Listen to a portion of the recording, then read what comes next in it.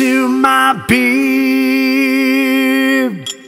So welcome to another episode of That's Music to My Beer.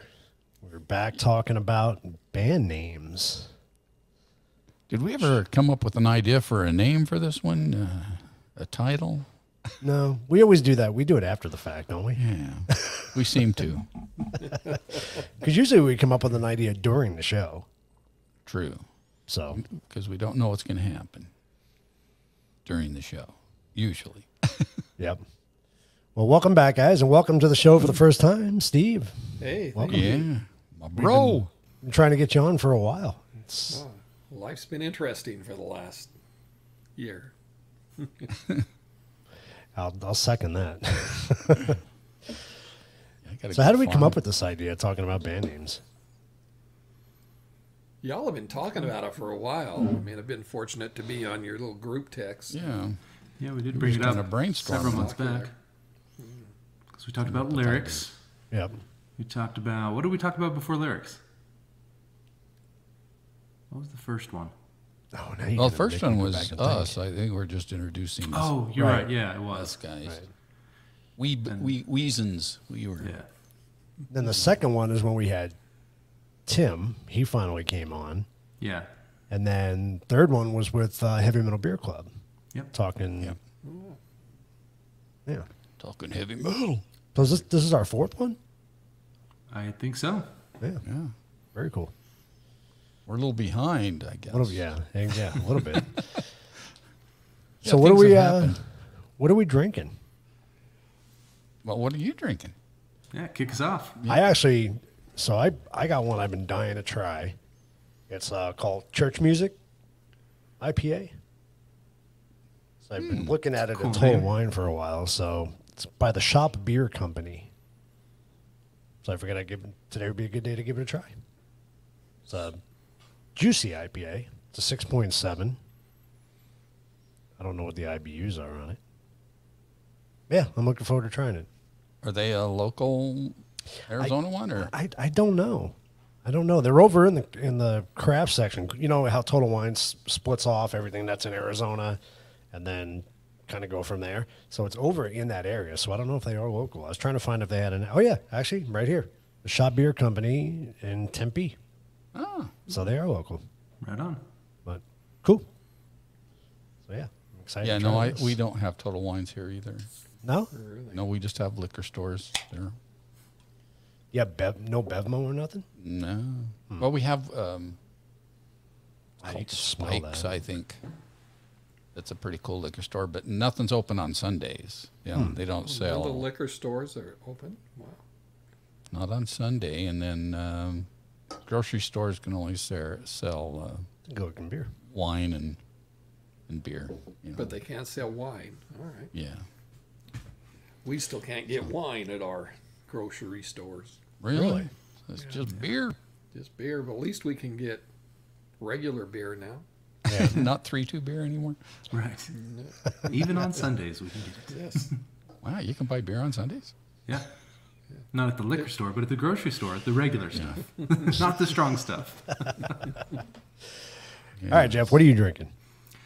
One that we did on the show, but I thought it was appropriate. Speaking of band names, Deftones, Nice. Yep. Phantom Bride Wow. from Belching Beaver. So one of my favorite IPAs. So we've done that. Tab is tight. Oh, that sounds lovely. That was a good sound. I don't know if I should mute that, but I'm No, glad that it was came cool. across good. That was might have to awesome. be. That might have to be at the soundbite or something we record just as a sample. That was good. Yeah, so just a good classic IPA. I've kind of been going back to classic IPAs lately after drinking 2 years of the Juicies and Hazies, which I still love. My second beer is a Juicy, actually, a new one that I came across. But I miss myself a good classic IPA. So, Cool. That looks lovely. yeah. And How about real you, quick- Steve? What are you drinking? Actually, I'll Well- talk about the band name after. There you go. Well, I am not drinking any beer. I did 2 weeks of just not much beer, but man, my pain, the arthritis stuff, the fatigue, I feel like I've set myself back a few months. So Right. I'm on to a sparkling.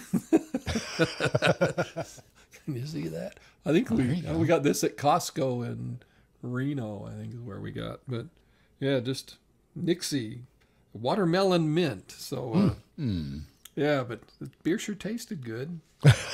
And when you haven't drank any for a while, it doesn't take much to get the impact of it. And there we go. We were enjoying some still Voodoo sounds Ranger good. up at Tahoe. Yeah, it was fun. So I did learn that does make a difference for me. So I got to be careful. I love the sparkling water. I really do. That's usually all I drink is sparkling water and beer, but you know. Well, we had to add tequila to the beer too, so maybe I just stuck with beer without tequila added to it. Well, that could do it. But I thought tequila would be very healing. So. It is temporarily. Right. What about you, Joey? What you got? I have got the Revolver Blood and Honey, which you had a chance to try this, didn't you, Keith? I absolutely love that beer. It's really good. I It's love that a beer. Texas beer. It's in Granbury, Texas, which is kind of up, I think it's above Fort Worth, north of Fort Worth. So it's still in this DFW area. But I tried this originally when we were moving. We stopped and stayed the night in Midland, Texas, and stopped at a little place called Fair to Midland, and Really? it was kind of cool. It was a bar, fun place, but all it was it's like a sports bar, but they only serve fair food. So your waffle or Deep fried What are those? Twinkies. all Yeah, the that kind of fun stuff, stuff. yeah. Yeah. Okay. So it was all kinds of different beers, and you get fair food, and Fair food.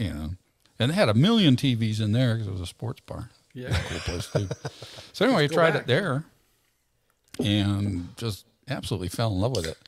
So it's actually been my go-to, and it's not an IPA, and I don't know where to classify it. It's a 7% or 7%.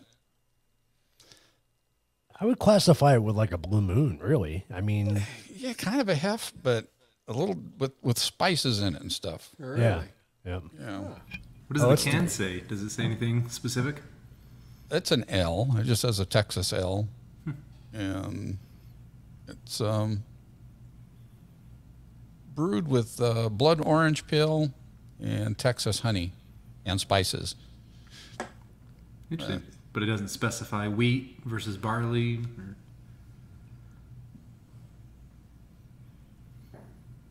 Wheat, barley, hops, Oh. yeast, Oh. unfiltered. And when I first tried it, it was like, it reminded me of something, that the spices in it, and I couldn't really place it. But then it hit me the next time I had it, once I got here and bought it at the store. But it reminds me of one of my favorite pumpkin beers. That would be the Voodoo Ranger. Voodoo Ranger Atomic. Pumpkin. That's a It's good just one. got that. It doesn't have the heat to it. Doesn't have the peppers in it, but the spices in it remind me of that. So it's And I did notice that the last time I had it after you had mentioned that, because you sent me that message while I was in town that one day and said, if you try it again, let me know if you taste it. And I did. And I paid special attention to that. So, yeah, it wasn't as peppery as the no, Atomic, but it still had that little bit of spice to it. yeah, the kind of the aftertaste. Yeah. Spice. It is a delicious beer. I may have to have you send you some money and have you ship guitar some of pedals? those. Yeah, exactly. Because it's very good. So, well, cheers. Yes. Cheers. I'm sorry. Here you are. Cheers. No, you're good.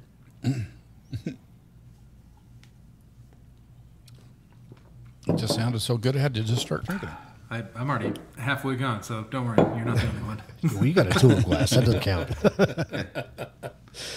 That's really good. That's yummy. Almost tastes like grapefruit in it.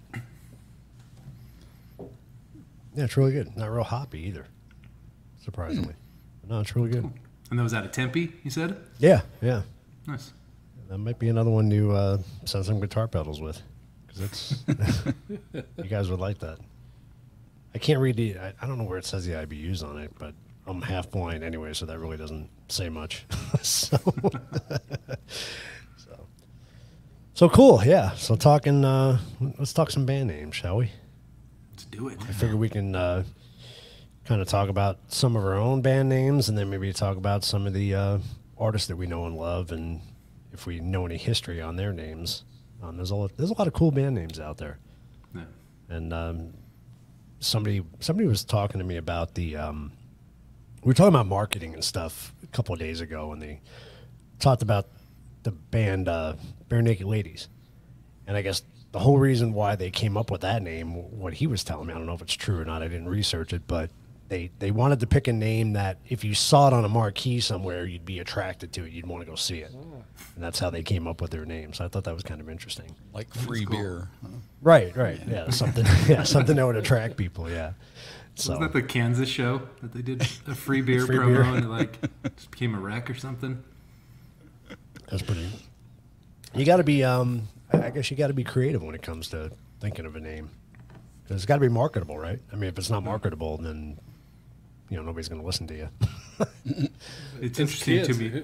Oh, go ahead, Dad. Say how many kids have a marketing mind. That's Yeah. So we pick. I'm trying to remember the first band I even remember hearing a name of. I mean, other than like Beatles and Beach Boys, but trying to think even local bands and our own bands, what we called. And I can't remember those beginning ones. Joey may remember more than I do.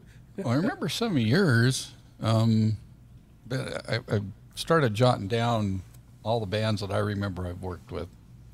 And then as I finished my list, I realized that I'm really a band slut. Yeah. Yeah. There's a lot of bands on there over the years. That's kind of crazy. You should just run through them if you wrote I was them going to down. say, go through Yeah, some. let's just You let's wanna hear hear the them? list No, I can do it. and little Okay. stories behind them. Yeah, so the funny thing is there's the ones that I had in junior high, I don't remember even if we named the bands back, during that time. But I remember my very first band was, I was playing drums, and remember Steve and Joe Terry lived down the street from us, Steve. Yeah. So we started a band, and I remember that. and Joe had wrote this song called Josephine Peanut. So that's what we decided to name the band, was Josephine Peanut. And Josephine Peanut was a ship, but it was a really tiny ship. It was just a half shell of a peanut, or a peanut shell, And so that's what the whole song was about. And I think it was like, I can't remember, it was an ant or something that lived in this peanut shell ship that, floated down the gutter or wherever. But yeah, so that's, that goes way back, because that was the first one. Then I know I did other things during elementary school and into junior high. But the first band I remember going into junior high is I joined Gene Vaught's band, and they were Exodus. Oh yeah. Right. Remember that? Because Steve taught the guitar lessons to the two guitar players in that band. That's how I got introduced to him. So I was playing bass, so I joined them, Exodus, but we have to kind of tell Steve's side of this story, because he was in a band at the same time called Strawberry Orange, and we had a music store called Strawberry Orange, and then Steve went to another band, so Strawberry Orange wasn't around anymore, so Exodus stole Strawberry Orange. Strawberry Orange. Yeah, so we became Strawberry Orange. So what came first, the band name or the store name? The band name did. We were. I mean, if we want to take there, that would have been, 68 or so. No, probably, maybe. I'm trying to think. I think I was 15 or so when Russ and I met, and so we had, drummer, my buddy Russ, who passed away first this year. We were playing, had Larry, another guitar player in there, and we needed a sound system. That was what we were lacking. I'd had my Heathkit amplifier that I'd built, trying to work, but we trying to get something to sing out of, and then we ran into this older couple. They seemed really old. He was like 24. And they were doing a little bit of music themselves, and we just joined in, and that's where Paul, the guitar player for that, worked for Associated Foods in their warehouse. And as we were looking for a name, he was inspired in the jam aisle. He saw strawberry orange jam. Thought, hey, that's a cool name. And so we came back and said, yeah, okay, let's use strawberry orange. So well, I didn't know it was a jam. I mean, that makes a lot more sense now. You Yeah, name a band after a jam. Jam. There you go. So then our dad, Joey and I's dad, ended up opening up a music store, and that's what he chose that name to. Yes, it'd be all right for that to be the name of the store. That's So cool. yeah, we had to have another band that just carried on that name. Yeah, so that's Yeah. right. That had to. yeah. That's awesome. So yeah, Strawberry Orange was during my high school years, Well, and then also during high school, and it becomes a very small music world between Steve and I, because I joined this band in 10th grade. It was a band called Blackwood, and that band had Chris Christopherson, guitar player, and Randy Stewart, Rudy who was a okay. keyboard player, and his brother Randy was the drummer.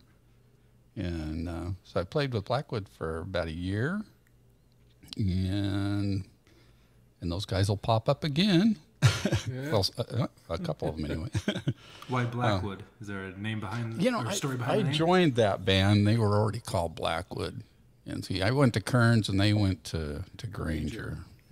Yeah, so I don't know where they came up with the name. Good band But name, it though. was I like it. it was a great band. I mean, I remember the first time I played with them. We played "Hold Your Head Up" by Argent, Yeah. Oh, dear. which has a really heavy, B3 part in it. And so I start with the bass part, just the you know how to play that. Oh yeah, I can do that. Boom, boom, boom, do do do. And then all of a sudden the B3 kicked in, and I just about wet my pants. It was just yeah. Rudy was amazing. Yeah, it was. Yeah, a high school kid with a B3 and a Leslie and all that. His dad worked for Chicago Iron and Oh, making the bucks. He was yeah. nice there. Had some good stuff. That's Did I cool. tell you I ran into Rudy? No. Because a couple of years ago I was doing a wedding.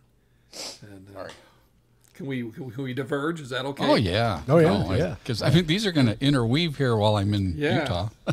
So, I'm officiating a wedding at this place here in town, and I get done, and this gal comes over, and she says, Steve Stay? She says, your name's Steve Stay? I said, yeah. She says, are you from Kearns? And I said, yeah. She says, do you recognize me? And I said, no.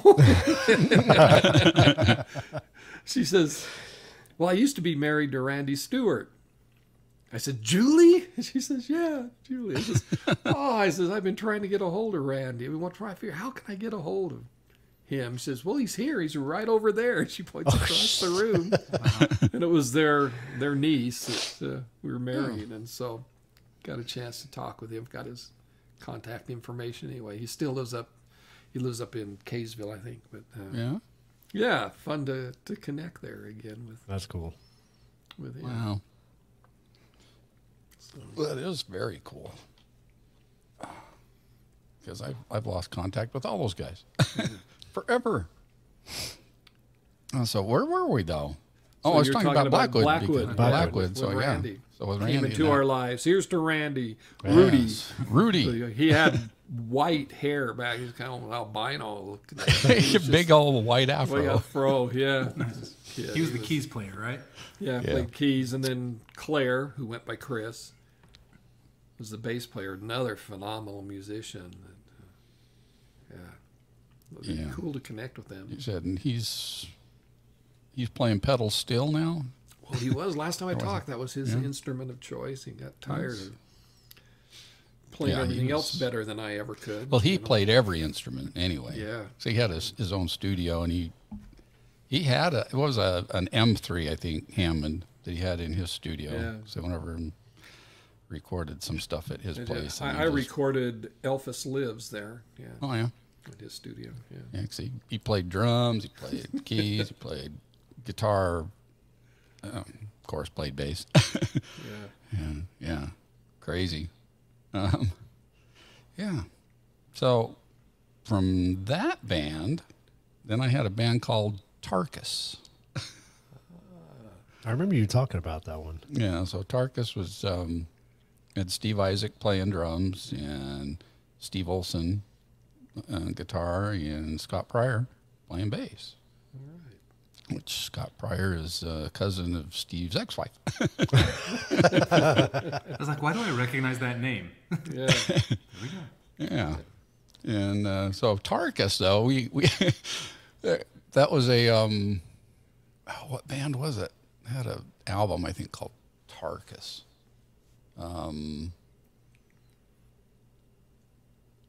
It's not going to come to me. I think they were a 3-piece band. Wasn't Rush, but it was another Canadian band. Pilot? No. Well, it's almost coming to me, but it's not going to come to me because I'm trying too hard.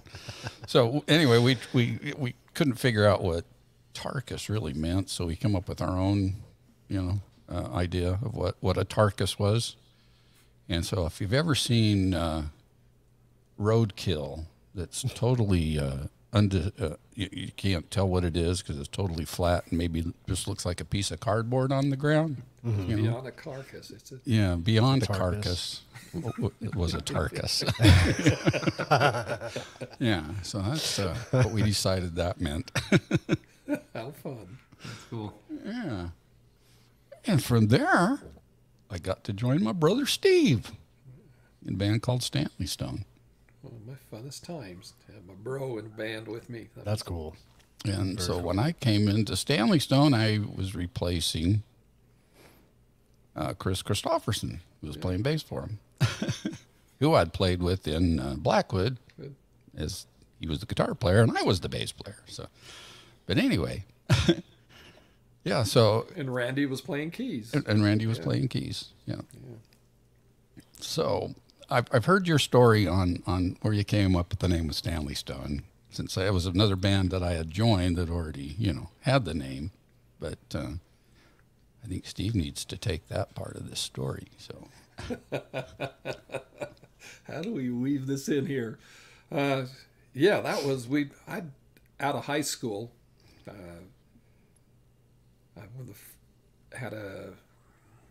With high. In fact, I'm playing at our high school 50-year reunion here next month.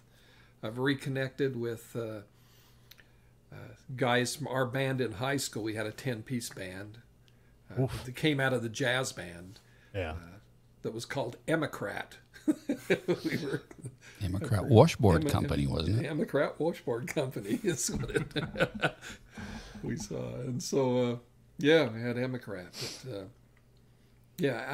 as that dissolved, guys off in college and missions and everything happening, that band fell apart. I was asked to play in a band called Timeline, which was, Ralph was actually playing bass for him.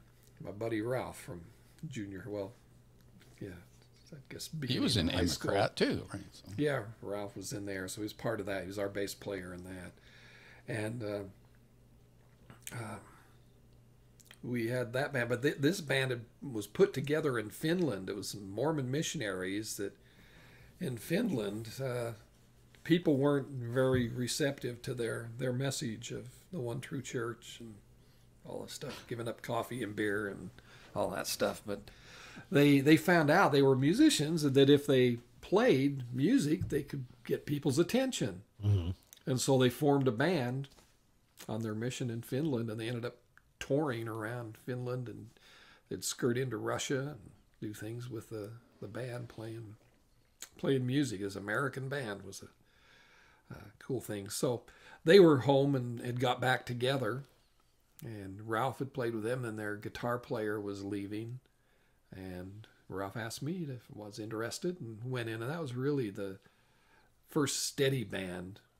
Really, they were playing every week, doing the college stuff, that Mormon church dances, everything. We were really busy with that. And then we got those guys. Then I ended up getting, the drummer was leaving, so I got Russ to come in and play drums in that band.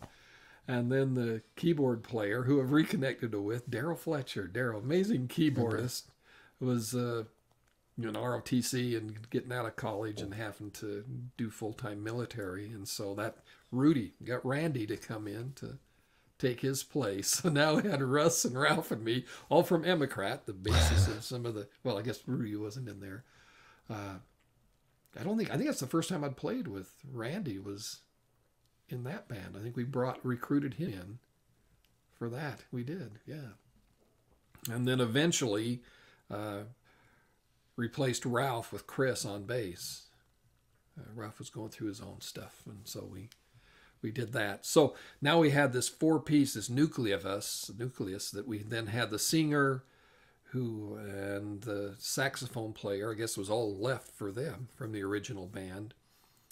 And they just weren't very rocking, the two of them. It was more, the singer, great voice, but more really mellow stuff. And we were wanting to play we got into clubs, and we were needing more funk, and things were coming in. There's more of that stuff. And so we ended up leaving the band. The four of us decided to go off on our own and do it. And that's when we were looking for that was before Chris. Chris wasn't in the band yet. That's right. They had the other bass player that was the guitar player that I'd replaced. It actually came back and was playing bass. That's right. He's the one that replaced Ralph and was playing bass. Thank you for helping me get my mind straight.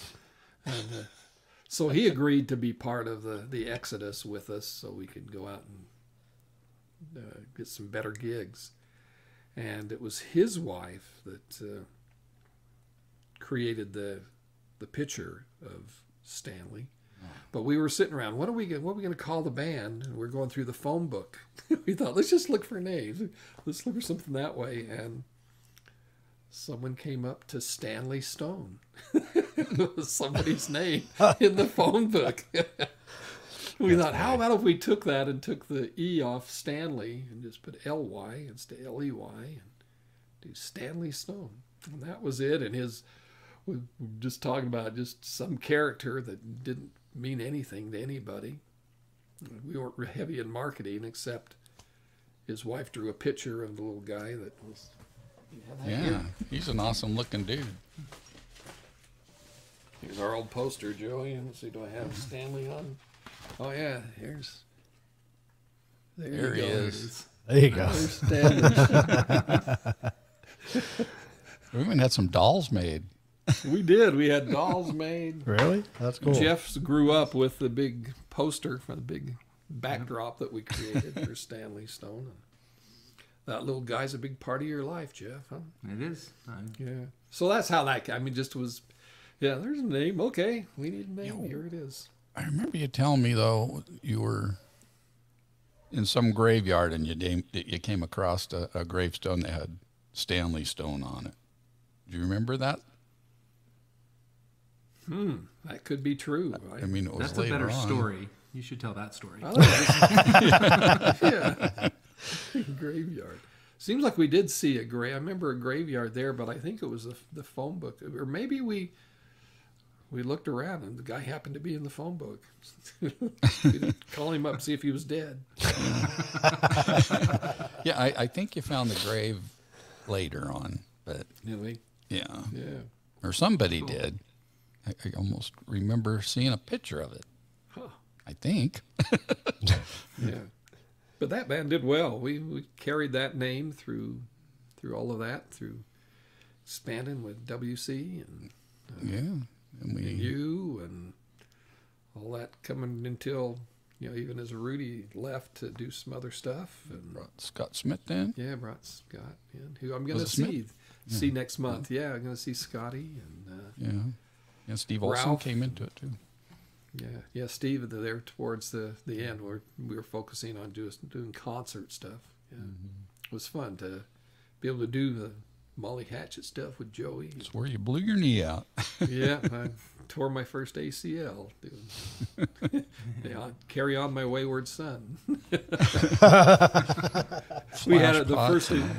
We had splash pots, which were in the fog machine. But we started off the concert with the stage dark, and we just did the a cappella part on "Carry On My Wayward Son," and then when it came to the bum bum bum bum.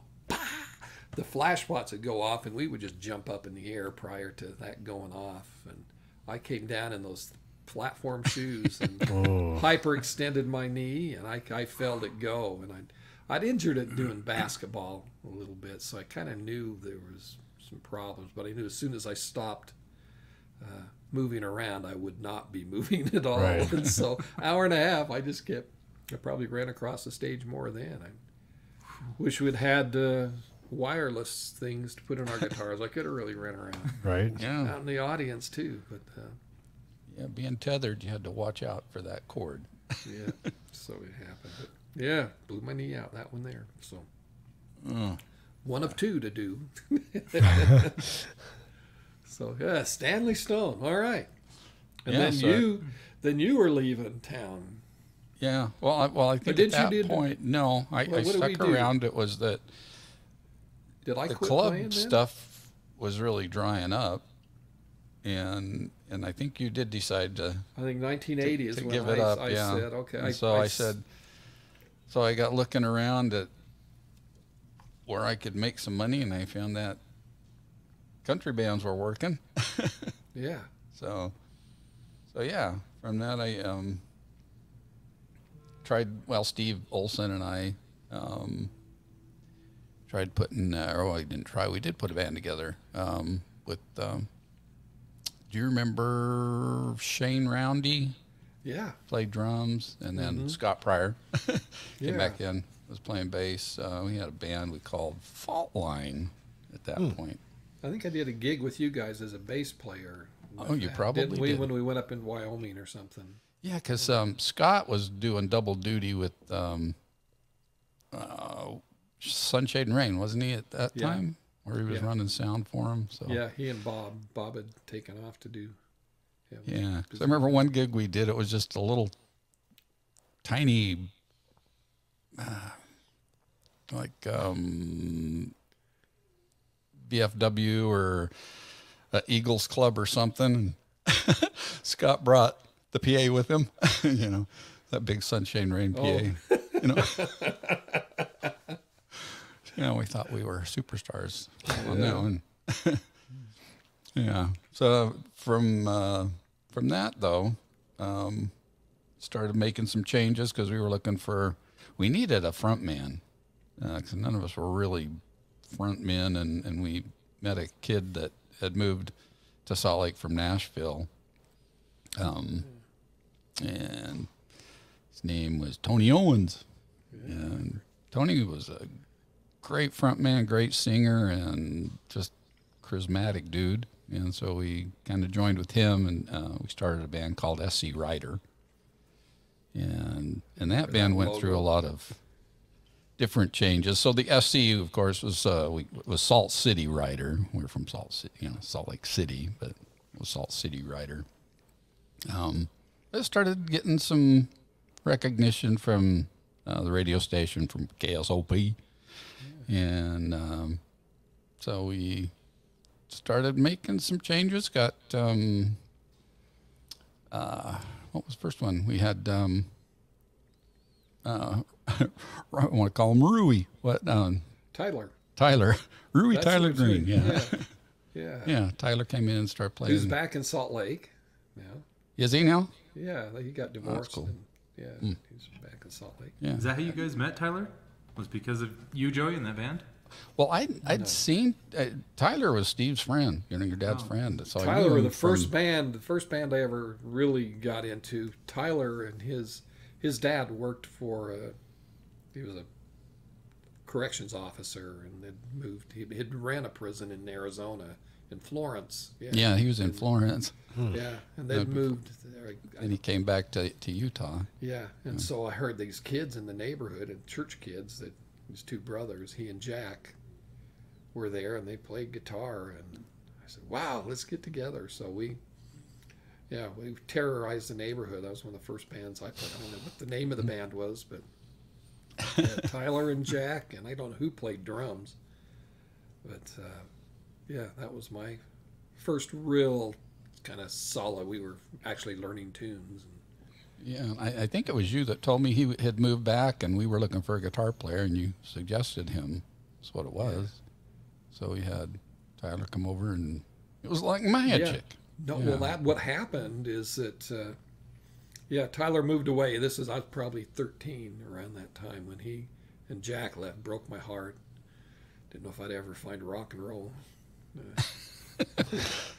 Love again. But, then Jeff, your mom and I, we got a home in West Jordan, 8030 South. In West Jordan, and next to Chris and Fred, his aunt and uncle, and we, this neighborhood, Stephen and the kids loved it on their little. Steve was only a few years old, and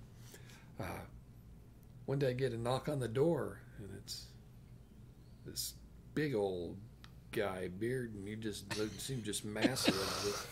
Said, "Steve Stay?" And I said, "Yeah." And he says, "Guess who I am?"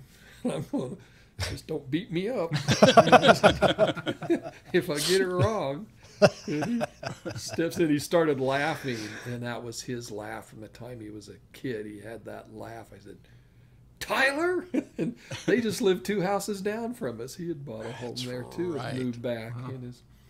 So it's fun to connect with him. And it was during that time. That would have been when, he was probably looking for something to play again because they'd moved back here. So, Yeah. pretty incestuous stuff going on in our music family. Right? Yeah. So, thank goodness, though. Yeah, and he'd gotten a lot better on guitar. Oh, he was a great guitar player for that country stuff. He did the steel bends and all that I hadn't really heard any other guitar players play like that. I have since then, but it was like, this is the country dude we need. And then we got C-Dub Johnson joined us, played pedal steel and fiddle, and some guitar. And then he ended up, Amazing. and then he ended up after I left, he went and played with Chris Ledoux.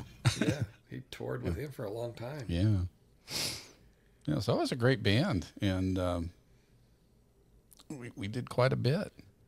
We were very busy and played some good shows that played for Robert Redford out at Sundance.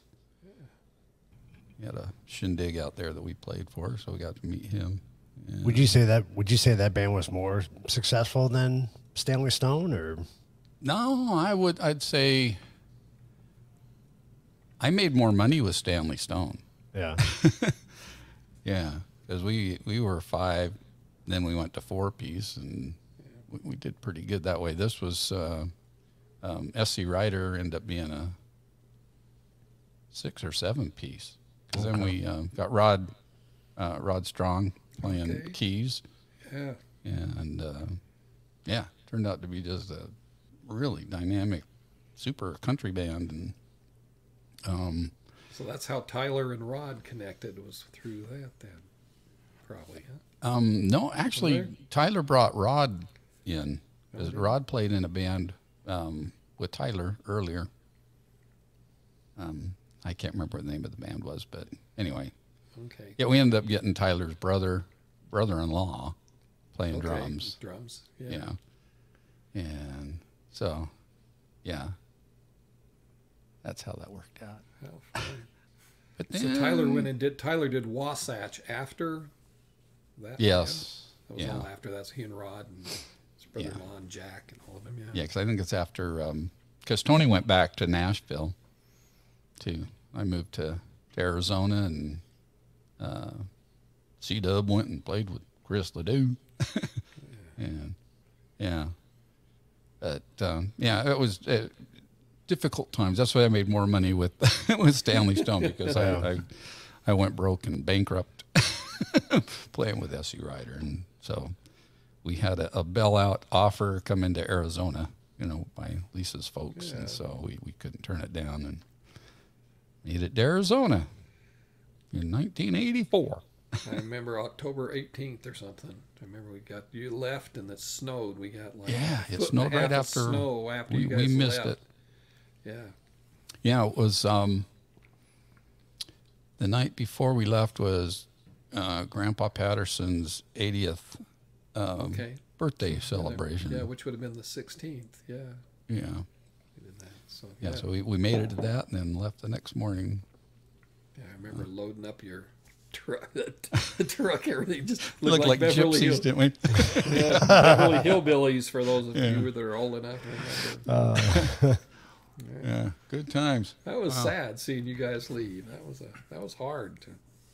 And the time just flew, because, we were in Arizona for 36 years, 37 years before we came here to Texas. And I haven't even started any bands here in Texas, but, my list of Arizona bands is I'm just going to have to go through them. I don't think there's any. I'll stop at some pretty important ones, but I don't know where a lot of names come from. Like this first one, the first band I played with was Steve Brown and Company. Steve Brown played keyboards. How's Steve doing? Yeah, he just messaged me like a couple days ago. Well, last week. I'm sorry. He's in Florida. I haven't heard from him in years. He goes, "Hey, is this the same Joey Stay that lived in Arizona? Whatever." And so anyway, yeah. So it was just keyboard player, and he kicked bass, and he was looking for another player. So I joined and tried to play some guitar, tried to play bass, but he liked kicking. So he said, "No, you play guitar. You don't do too bad." I go, "Oh, not really. I haven't played guitar in a long time, But anyway, so that was that band. That was the band that I was with. We did grow from a 2-piece to a 4-piece. We did get a drummer and a bass player eventually, and that's the band that played at the Nudist Colony. Because Mr. Steve Brown belonged to that Nudist Colony. Okay. My kind of guy. There you go. But actually, it went from Steve Brown and Company to the Reunion Band as we got more members, and we did have to bring on a girl singer, and I don't hardly remember much about it. Did she do the Nudist Colony with you? No, that was And then Steve decided to move. He went to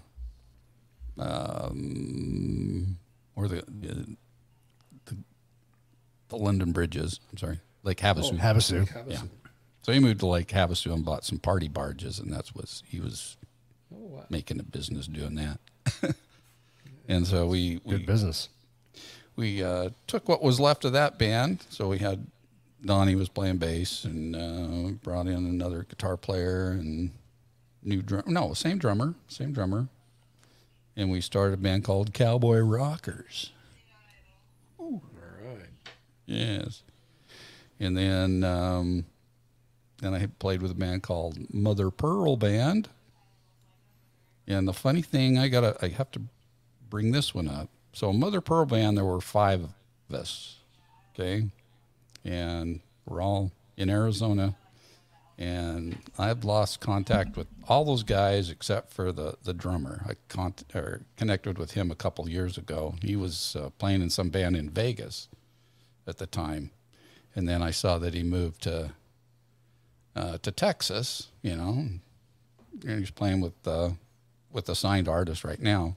But anyway, he caught a hold of me like a month ago, or maybe a month and a half ago, and said, "You're living in Texas?" I said, "Yeah." And he goes, "You're the last of us to move here. All 5 of us are here now." So that was pretty weird.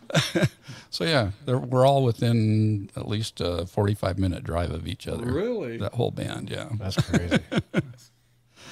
But wasn't, yeah. He's the only one that's playing. He and, I haven't been playing. I haven't played in a year and a half, right? Whenever the last gig we did at Superstition Skies. That was about, last time I about a year and a half. Yeah. Yeah, it's been a while. Crazy. So, but yeah, their guys aren't playing, so that's not like a reunion's going to happen for band-wise. But it's just fun that we're all in the DFW area. So then, I'm such a band slut, man. I can't believe all these bands. So then from there, went with a band called Night Crew, which if you ever go on Papa Joey's Adventures YouTube channel, you'll hear that band play Tequila Sunrise. And Operator. Anyway, that band turned into the Boot Hiller Band, which got pretty big and popular in the Phoenix area. And then from there, he went to work with Mark Curtis Middleton in the Bullpen Band, which was a lot of fun. We did a lot of very cool stuff. Opened for Tracy Lawrence and for Brian White and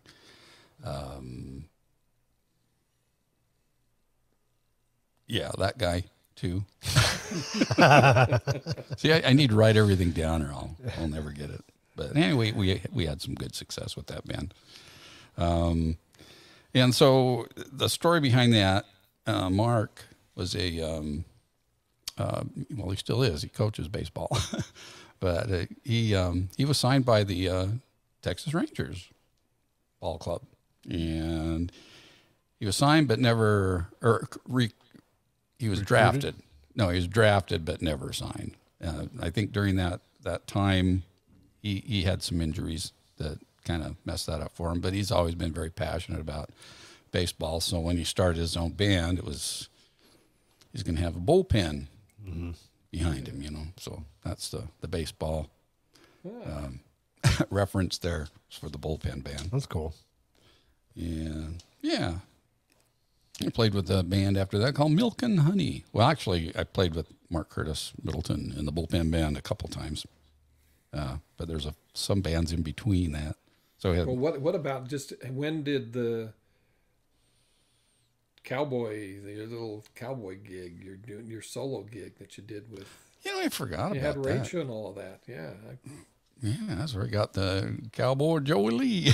Yeah. Yeah, that actually came after that. So, Oh wow. yeah, that came. Sorry.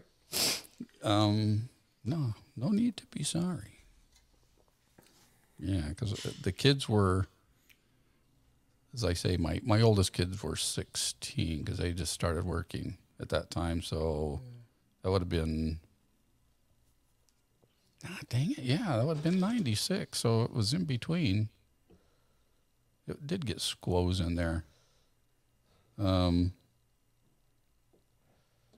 yeah, it's coming up because I had Milk and Honey. Then they became Rain and Country. I wasn't with them for very long because that's when I got the call from another buddy of mine that said, "Hey, I got this house gig at Riata Pass Steakhouse, and it's 5 nights a week, and that they'll only pay for a 3-piece band." So, you know, that's where I really learned how to play guitar. Was during that. It was like I went from playing with Mark, which was a 6-piece band, you know, to being a 3-piece band. And we played out Riata Pass Steakhouse for about 3 years, I think, off and on. That was a good gig. And so while I was there is when I got Jay and Michelle both turned 16 and were able to work, so got them busser jobs out there, and yeah, that was cool.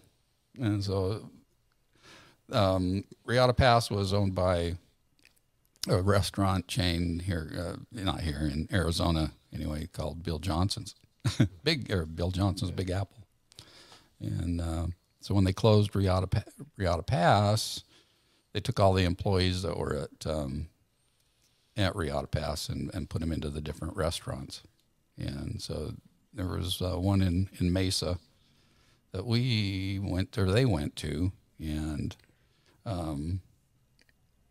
while we were there, Rachel got old enough to become a waitress, not a waitress, but a hostess, and Lisa was a part-time hostess, and they said, hey, we'd like to have a singing cowboy, here on Sunday nights. And so they hired me to be a singing cowboy. Yeah. Which was very awkward for me. But I did it, and it was okay. Why was that awkward? Just because you hadn't been singing in the other bands? Well, because I was learning all these cowboy songs that I needed the words in front of me a lot at the time. So, I was just like, I got my music stand with the words on it. And then I was still wireless, both guitar and I was wearing a headset mic. So on songs that I knew well, I would go roam around the restaurant and, or sing happy birthday or whatever to people. People love that stuff. Yeah. So, I mean, it was good tips and all that, but it was, I was really out of my comfort zone being a solo dude. But, there's that. Also, the band that played out at Riata Pass, we called ourselves the County Lineup. And I was never really that crazy about the name. So once we got out of Riata Pass and tried to start getting other gigs, we went by Sometimes Three. Because we had a keyboard player once in a while, so. But sometimes there was just three of us. Yeah. And a band called Quick Draw. And a band called Davis Highway. And that name came from Billy Davis, who is the lead singer. When I joined the band, it was Highway 87, I think. Yeah, because that runs through Coolidge. Yeah. That's where he lived. And so decided that we liked the name Davis Highway instead of Highway 87. So, went by Davis Highway. He's still around, I think. I see his name every once in a while pop up. He's a great songwriter, too. Just real prolific. In the end, after that, I went with a band called Sedona Country, and we won the Fort McDowell Battle of the Bands, and that landed us a gig doing their big 4th of July shindig. And that 4th of July was the day before I started chemo.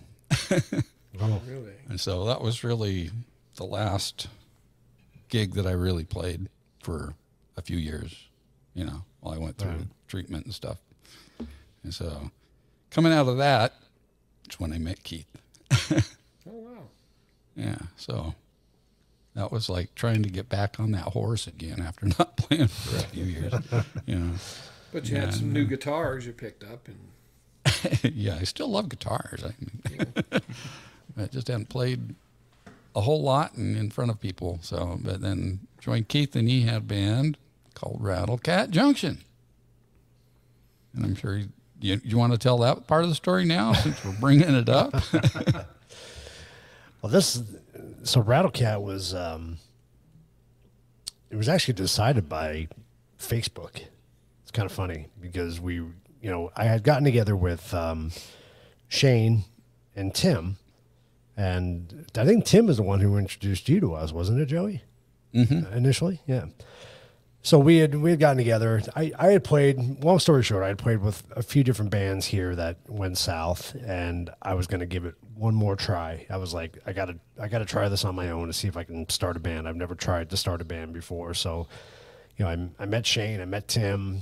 We spent probably a month trying to come up with a name for the band, and just spitting out all these different names and everything. And finally, I said, you know what? I said, we're not going to come to an agreement on anything. I said, let's come up with a couple of names. Let's throw it out there on Facebook and see let people vote for it, and whoever votes for whoever gets the most votes, that's the name we go with. So Tim was actually the one that came up with Rattlecat Junction. I don't know where he got it from. Makes no sense to me as far as a name, but we threw it out there on Facebook, and that's what everybody chose. I remember voting in that poll. I think you did, yeah. I think you did. Wasn't Breaking Hank one of the Breaking bands Hank too? was Or after. that was after. Yeah, yep. All right. So yeah, Rattlecat Junction. We just kind of went with it, and Do you remember what the other options were? I think like Arizona Junction. Like we had Junction in there, and a bunch of different ones that we tried to come up with. I personally, I think band names is the hardest thing to come up with, but like I said, you want to try to find something that's marketable, and Rattlecat Junction, I think, was just not that it was marketable, but it was unique. Like it would make people question, like, where the hell did you guys get that name from? And it was just different.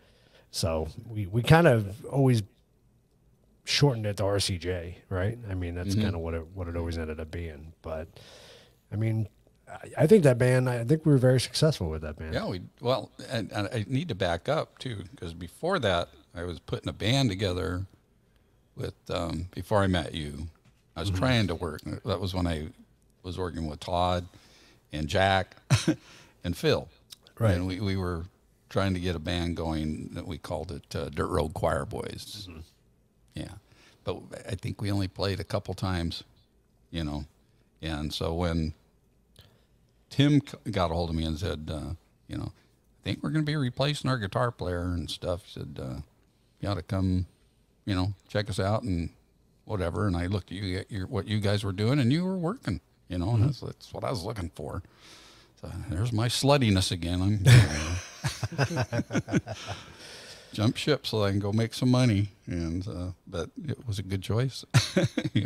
Well, and go ahead. Oh, I say then end up bringing Phil in. Right. And the whole Phil story is really funny because we were looking, obviously, like Joey said, to replace our guitar player. So I was interviewing different guitar players. So Phil comes over to my house. I didn't know who he was, and he kind of did an audition with us. And he was phenomenal, and I was like, this dude's good, So he calls me after, and God bless Tim. I don't want to talk bad about Tim, but he was an interesting drummer. But so Phil calls me after and says, hey, he goes, I like you. I like what you do. He goes, I don't think the guys you're with have any kind of a future. He goes, but a buddy of mine and I are trying to put together a band. And he goes, would you be interested? And I was hell bent at that time to put my own band together. You know what I mean? This was my last shot to do this. I was going to do it. I was going to go all the way and do it. I told him, I appreciate the offer, but no thanks, So not too long after Joey and I got together, we brought Phil in, and it was just funny when I saw Phil come walking up. I'm like, I know this dude, It's like he already auditioned for the band. So full circle, it ended up coming around being a good thing, and we kept Shane out of that band too. And Shane, for never playing bass in a band before, just playing around in church, I think Shane did a phenomenal job. He really did his homework. He learned the parts, and we just had the four of us just had a great connection. We really did. Yeah, when we brought Bob in. Yeah, and Bob made that final connection. Yeah, I mean, it was just between the four of us. We knew, and you guys know from playing in bands all these years, you just know when everybody in the band is just in tune with each other. You know what the next person's going to do. You know what's coming up, and without even thinking about it. Everyone drinking the same beer? Yeah, I just topped mine off again. So I did switch. I was just going to show you guys then. So this is Grand Teton Brewing, the Juicy IPA. My neighbor actually discovered it. He called me the other night. He's like, dude, you got to come over. And he sent me home with one, fortunately. Is it an Idaho beer? If not Idaho, then Wyoming for sure. Yeah. Victor, Idaho. Yep, you nailed Victor, it. Idaho. Wow. You got it. And I And switched microphone because the family's home now, and this one is less sensitive. Otherwise, you'll hear Hear lots more of than a stuff. dog snoring. So this is your first time having that one? Second time. So Okay. I had it at his house, really enjoyed it, and he sent me home with one. Very cool. Telling Jeff, my buddy, has Silver Reef Brewery, now is the number 4 largest brewer in Utah. Wow. They brought all their operation in Nevada and Vegas, which is Ellis Island. He's doing, they're doing all the brewing there at Silver Reef now. So some cooler looking designs on the cans. He's stepping up his game. Very Well cool. deserved too. They, Yeah. they genuinely have really good beer. So It's one we haven't been able to partake of yet. that's right. Well, I think he said they are in Arizona now. So if you look for Oh, so Silver maybe Reef, Keith I can think find it. Oh, that's right. You're not in Arizona. I could always send you some. We But can he trade. still talks Oh, about am I your getting blind, redder? talks about Jeff's blind beer taste of his Mexican beers that Oh, his yeah? one out on. Yeah. Makes a really good bourbon too. That's surprisingly good for a. Yeah, That's cool. Yeah, that is really good bourbon. a good old Mormon boy. Yeah. He is. Yeah. So I went out to dinner last night with a friend of ours and he was drinking an old fashioned, right? And they suggested that, so Delbach out of Tucson makes a smoked bourbon, which is really good. It's mesquite smoked. So they suggested to him he tries his next old fashioned that he gets with the smoked bourbon, but then they smoke it on top of that. So they had this like hood thing that goes over it, and it literally smokes the drink. And oh my God, he let me take a drink of it. It was delicious. Like just get that smoky flavor. It was so good. And then with the smoked whiskey, it was really good. I've never seen a smoked bourbon. I've had the smoky drinks. I actually got one of those kits for my birthday. Oh, did buddy you? of mine bought it for me. Yeah. So he gave me like 3 different flavors of wood you put in there, and smoke any cocktail you want. But that's awesome. Yeah, for an old fashioned, it's perfect. It was really would be cool. That's yeah, cool. I was like, wow. Yeah, that Delbach is delicious. It's really good. And they're out of Tucson. But I don't know if you'd be able to get it where you're at, but Yeah, might be able to send you some eventually. cool. You know what I grabbed, Keith, before I left Arizona, and I brought it with me? So I got some the stave Sacred Carmelo. stave. Oh, No, the Carmelo. The Carmelo, yeah, that's good. haven't seen that. That's almost gone now. But Yeah. So I didn't know My that Santan. Stave has 3 different whiskeys, not the flavored ones, but I'm just talking about they have a bourbon and they have a Scotch, and then they have another, like one of their cast, I guess, brands. It's like $80 for a bottle of it, but Oh, wow. I didn't know they had that many different ones. But thought it was interesting because it's good whiskey. yeah, I did enjoy. That's cool. Yeah, That's cool that you grab one. Their Scotch is legit. Yeah, it was really good. So. How fun! I can't even remember what we were. You were should talking, say you were what- deep. You were deep in. We were talking about discussion. Rattlecat. Yeah. Yeah, but Rattlecat. But you were at seemed like a pivotal moment there that I. Must not have been that pivotal because I don't remember. Well, I know. I mean, we'd gotten to the point where we were talking about being able to. We read each other very well. You know, like if someone's going to take an extra something or other, or if they're going to do something in the end of the song or something, it's just like we all kind of gelled with it. It was Yeah. It was pretty magical. I'm Yeah, I glad know. I got down there a couple times to hear you. I know Yeah. I can speak for me in the bands I've been in. And it's not as many as you guys have been in, but I've never had that experience before. I've never had that experience where the whole group just gels. You know what I mean? I mean, maybe I've gotten along with a couple of guys in the group, but not to where all 4 members did what we did. And it was just, I don't know, it was just something really special. And then, I don't know, we had some kind of black curse go over the band. Cause I mean, all but me. we all got divorced. Everybody but And- me. And really, the band just ended up splitting apart. I think Shane started it because he got divorced and he didn't want to play anymore. And then I got divorced. And then just had to get out of Arizona for the issues that I was dealing with, and you know, we just kind of fell apart. And I think that's where Breaking Hank was. Well, born. yeah. I mean, because Rattlecat Junction, we were booked out for the whole year. We had all these gigs on the books, and it's like, I don't want to give those up. Right. And so that's where got Jack to come back in, and or not back in, because that was his first time into That was the first time, Breaking yeah. Hank, but he was in Dirt Road Choir Boys with me. And then Bob was still here. That was Yeah. before he finally had to leave because of his marital issues and stuff. And and of course Phil. And so Yeah. since we weren't Rattlecat Junction, because it was just me and Bob, Right. and you know, we thought, well, it's not right for us to stay Rattlecat Junction, so let's come up with another name. And of course, it was when Breaking Bad was real popular, and I always just really liked that term of, you know, oh, you're just going to break bad now, you know, Yeah. at this point. And so I thought, well, that could work with country, because I think the name Hank and country are, you know, very synonymous, because there's so many different Hanks besides Hank Jr., Hank Snow, Hank, well, and the original Hank and all that. But so say, here's some rockers, and once in a while they break Hank, you know, I mean, so that's how we come up with Breaking okay. Hank. That's It was a cool. cool name. It was a cool name. Cool logo you had and everything for it. It was really neat. Yeah. I mean, it worked well. We finished out all those gigs, and we stayed pretty darn busy. And Keith and I decided one year that we wanted to record a Christmas song every year.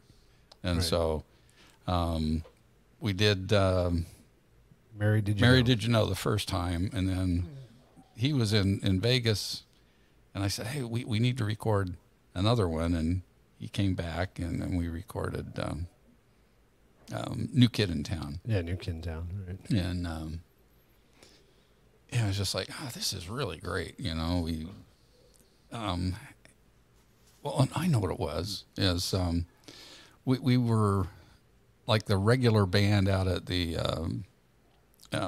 Schneff. at Schnepp Farms for their chili, The What's it Pumpkin called? Chili Festival. pumpkin chili festival. And so we're always a band there that played at least one of the weeks, you know, during that month of October when they did the festival. And so Breaking Hank took over, and we were doing it. And a certain year, it was after we did the New Kid in Town,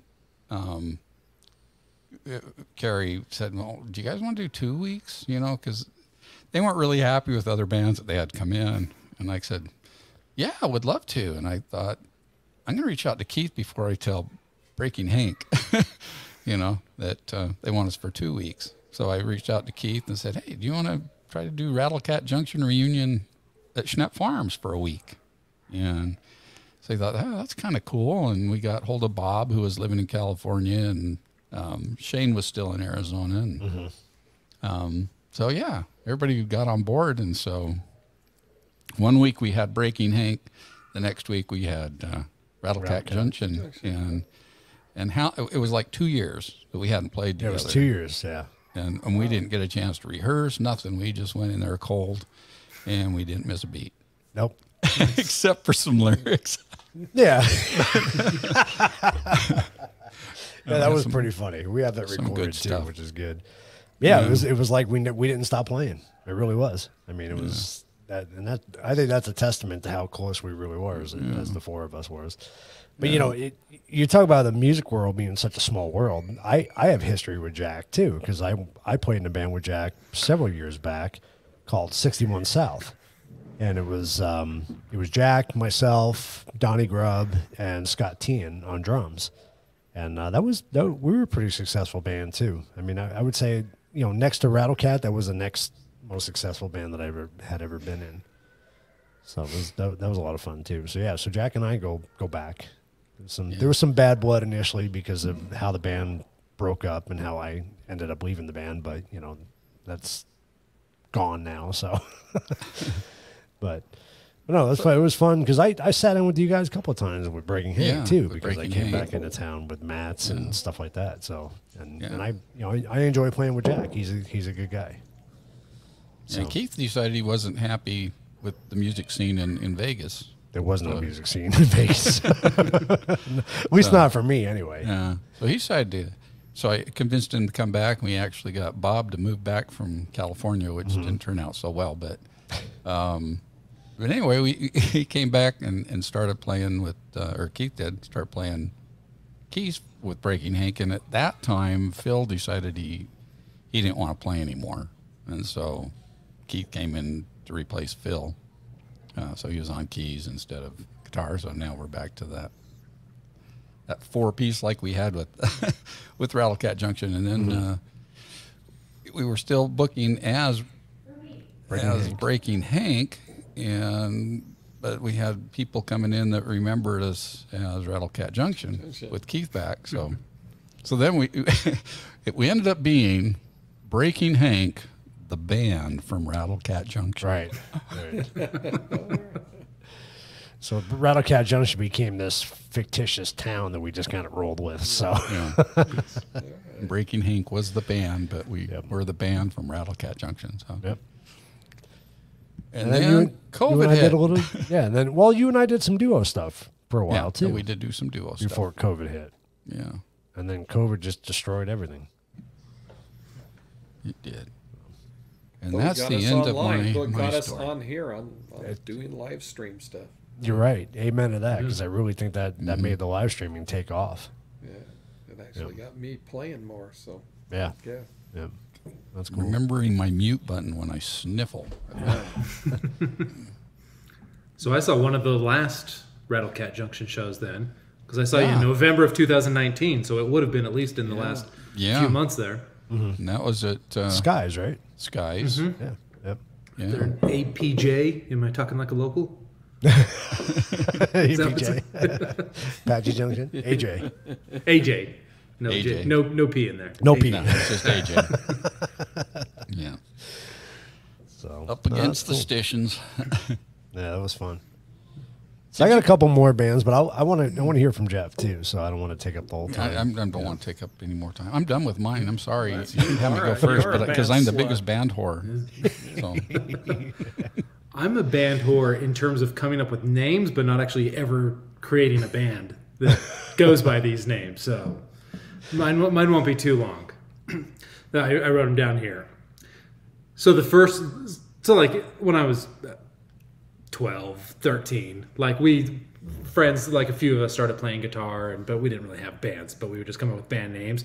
We even had literally like a cardboard drum set that we put together. And so that was the very first one was the Basement Boys.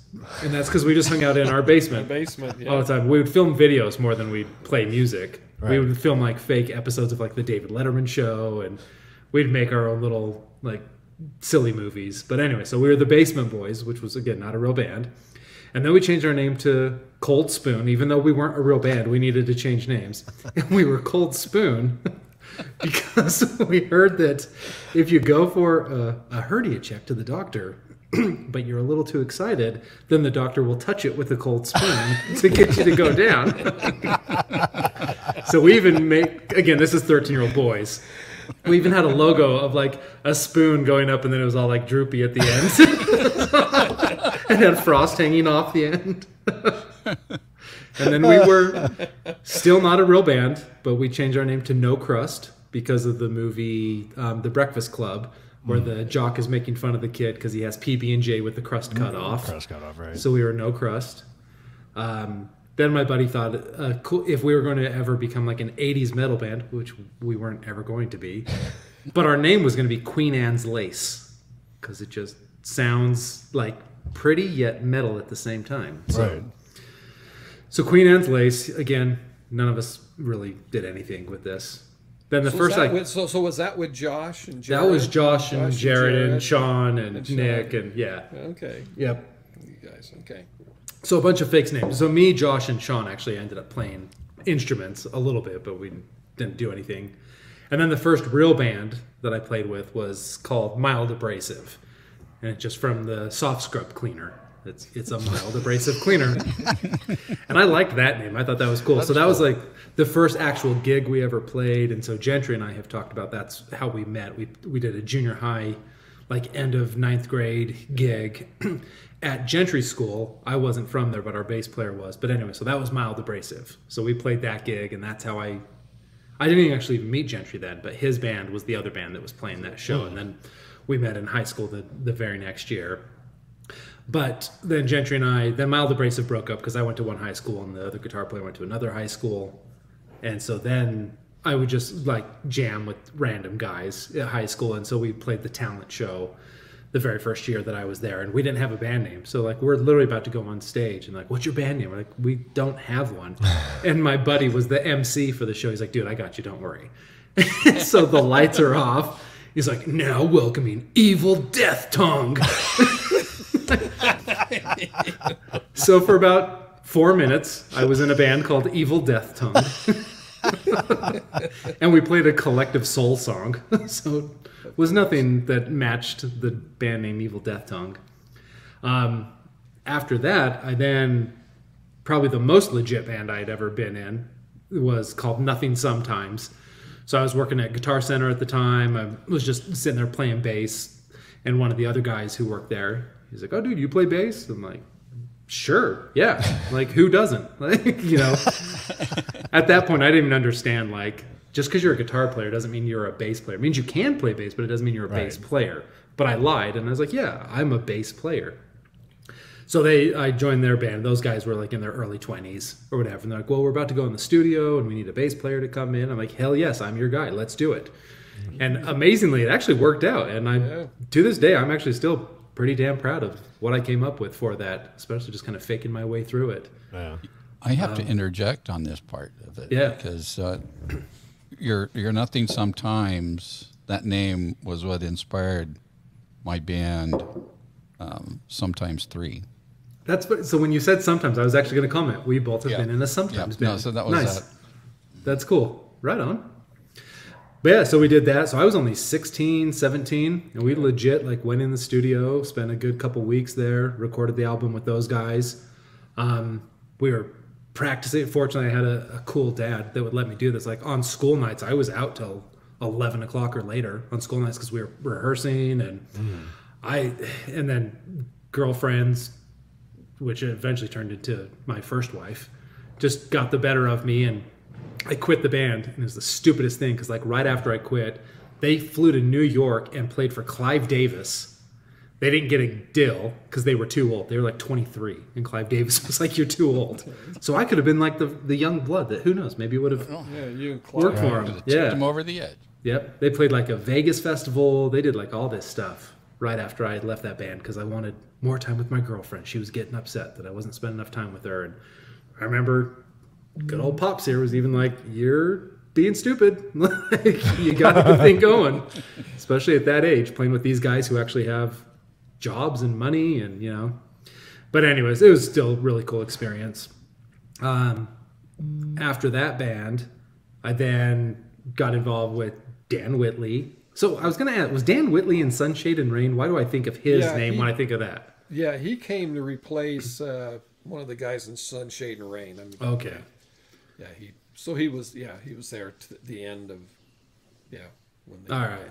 So Dan had a son named John who played drums and was really good. And so because of my dad and his connection, they're like, hey, why don't you come, play guitar for this band? And so we got together and started jamming. And that was nice because of Dan's connections to the music, the local music scene, and even a little bit beyond that. And the guys I was playing with were all my same age, but were definitely more talented than I was, which was great because it really like forced me to up my skill. But Dan just had so he was our manager and named our first band for us. And so we were SSW King because that was our last names, Stay, Smith, Whitley, and King. But not only was that just a stupid name, but we were the shit toward righteousness or morality or something. Yeah. Like we were going to be the next boy band because this is when NSYNC and Backstreet Boys was big. Okay. We were going to be the rock version of boy bands, but we were going to promote morality and righteousness and all of that. And we were all four of us were good Mormon boys at the time. And we said, hell no, we're not. That's not going to be the band that we're in. They're like, that's ridiculous. That's stupid. So we said, no, we are not SSW King. So we had a gig coming up. We started playing like an arts festival, and we had a couple little things that Dan was able to book for us. And so like on the spot, we came up with a name called Uncovered, which was, we just thought of because like we started writing our own music. So we're not going to do cover songs anymore. We are now Uncovered. So that was our band name for a couple shows, which funny enough, I actually competed against Gentry in his band, was Velvet Crush at the time. We played that Battle of the Bands together. I don't know where Velvet Crush came from, but Gentry and I were good friends at the time, but it was just kind of funny. We weren't in the same band at that point. And then SSW King turned into Uncovered, and then we finally were like, no, we got to have a better name. So we came up with Stereoscope. And similar to the phone book story, it was simply, we were literally opened up a dictionary. And we just looked through a dictionary and stereoscope. We're like, that's cool. And it's got the word stereo in it. Kind of sounds obviously like music. And so we did that. And then that's another band that really could have gone somewhere. We had like a New Year's gig booked in LA. I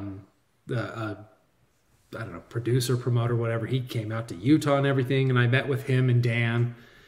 And then like we were all just dumb teenage kids, and none of us took it serious, and we let it just kind of flop, and it really went nowhere from there. So that kind of sucks. I had two really good opportunities, even just a jam. Not that they would have gone anywhere, but anyway, kind of blew those. We got to play the Utah State Fair. That was fun.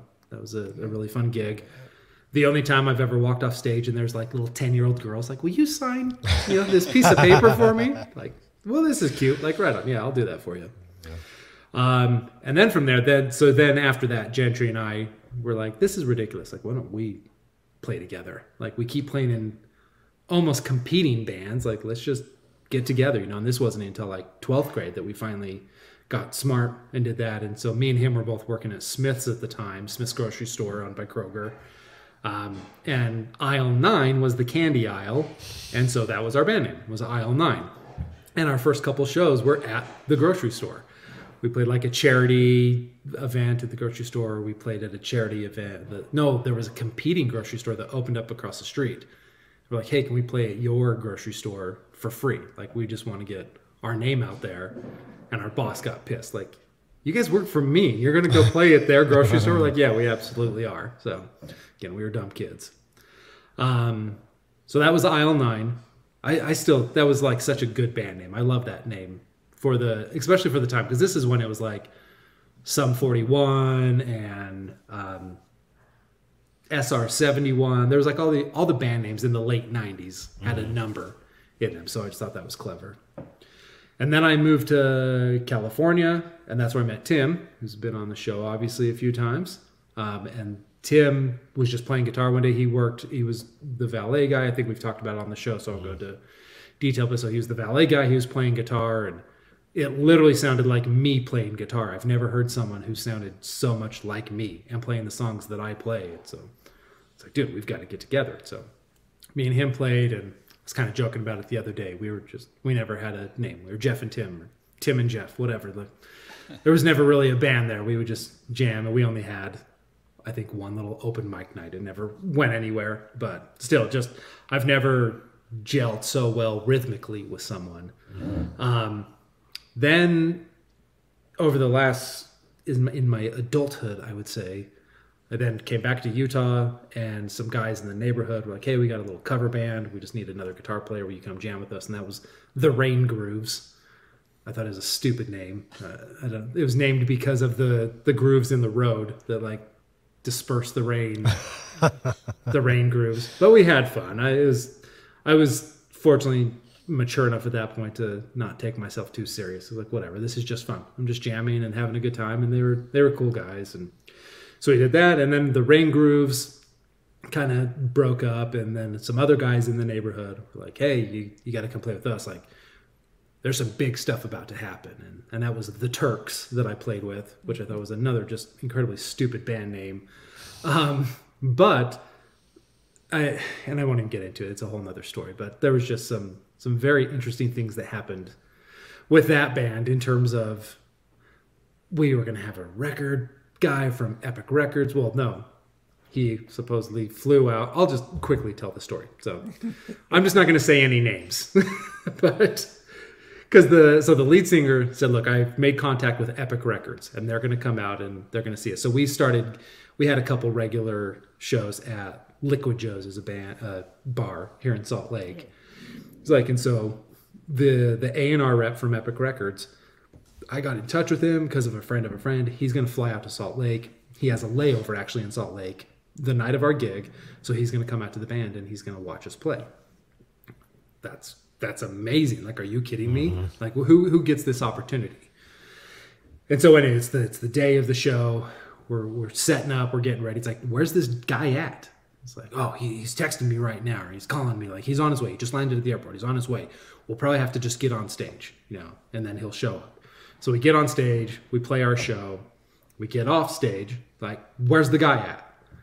Oh, he just called. Like, he had to get back in the cab right before, we got off stage, and he had to get back to the airport. Like, well, that sucks. Like, I want to, but he's going to send an email later on. He's going to let us know, how the show went. All right, whatever. So then a couple days later, we get this email with Epic Record, like email signature, legal jargon at the bottom of the email, everything, like full blown, like critique of the concert. The only thing that was suspicious is it was very in line with what the lead singer wanted the band to do. So it was basically saying, like, you need to get rid of your lead guitar player. He's no good. The lead singer wanted to get rid of the lead guitar player. He was just, but it looked very, very legit. Mm-hmm. So it's like, but hey, I want to get you guys signed. I think I can get you on tour with like The Fray or something was at the time was going on. It's like, are you kidding me? Like, this is really happening. So I'm freaking out. And then finally kind of started to wise up, like, wow, to this day, I don't know, but I am 99.99% sure it was all fake. The dude was never there. Like, let's be real. And he just found an email signature from someone from Epic Records, copied and pasted it like you could do. Yeah. It was crazy. It got bad. Like, and so anyway, I just finally was like, I'm done. Like, I'm not playing this game. I was only 26, 27 at the time. I was like, I'm too old for this crap. Like, I'm not going to be a rock star. I'm not going to, and especially if this is how we've got to go about it, like playing these weird little games.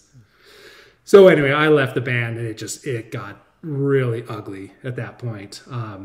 But then the guy called me, said, hey, I want to use one of your songs that you wrote. We're about to go play like a national music competition in LA. It's the same weekend of the Grammys. It has no association with the Grammys, but it's the same weekend. We're going to go play some big national competition. Can we play your song? Whatever, go for it. Because you're probably full of shit anyway. Like, yeah. They won. They won the show. It was real. I pulled it up online afterward. So a song I wrote is some like angsty 16-year-old won a national competition. Wow. And is literally registered on like, what's the ASCAP? ASCAP. It's registered on ASCAP. And like, I'm actually registered as a writer on it. Because he came over afterward. He's like, I know you think I'm full of shit. I know you think that I'm ripping you off. He's like, I want to show you. I registered your song on ASCAP. You are a songwriter. And he changed the words to it. So he's registered as well. It's like, that's kind of cool. But like, I can't believe that like you're real. And then he ended up actually having a YouTube show now that's really popular. And he interviews rock stars. Oh, that's his full-time job is he interviews rock stars. Same thing. Huh. I thought he was full of shit when he told me this. But it's real. It's Rick Beato? What? No. It's Rick Beato? Oh, it's not Rick Beato, no. I'm just not going to say names because it's the dude goes crazier than I am willing to go crazy. So, but kudos to him. He's cool. And he called me several years back. He's like, hey, I'm about to interview Ed Roland from Collective Soul. I know that was your favorite band growing up. Would you like me to get an autograph for you? I'm like, yeah, that's awesome. And like, we're on really not pleasant terms right now, but that's cool that you would do that. And he did. He got him to sign the CD for me, and yeah, he brought it over to me. And anyway, so that was the Turks. That was the most like tumultuous band I've ever been in. But it was a fun, exciting thing. After that, Gentry and I got back together. Gentry a guy discovered him online and said, hey, I want to fly you out to Seattle, and I want to record an EP for you. And that band was called Roberta. And that's because of the Billy Joel song, Roberta, about the prostitute that he couldn't afford. So Gentry went and recorded that album with the drummer from Stereoscope. Actually, is that John Whitley guy? Awesome, did amazing job with their EP. And then so I was playing guitar with him for a bit, and unfortunately didn't ever really go anywhere with it. But I still thought that was a great name. I loved it, and had just a cool logo. It was like an R, but the bottom part of the R was high heels, a woman's legs. Oh, that's with cool. with a little devil tail coming off the end of it. It was really well designed. And the album name was The Girl Scouts of Mitten Bay, which I thought was a fantastic album name. And that was because Gentry was working at a job in the mailroom or something, and there was literally a piece of mail that came across from the Girl Scouts of Mitten Bay, like Mitten Bay, Wisconsin or Michigan or something. Like, that's a cool name. So anyway, that kind of went out the window, and then the last thing that I ever did was with Gentry too, and we were going to kind of renew this other side of his songwriting with Lucida Bright was the name that Gentry had come up with on that one as well, and I just thought that was cool. It's a font style. But nothing ever came of it. But anyway, so there are my band names for you. That's cool. That's entertaining. We all intertwine in ways, you know. Yeah. It's crazy. Yeah. It's fascinating and fun to watch the journey. Yeah. That's Yeah. Yeah, my first band I was in was just out of high school.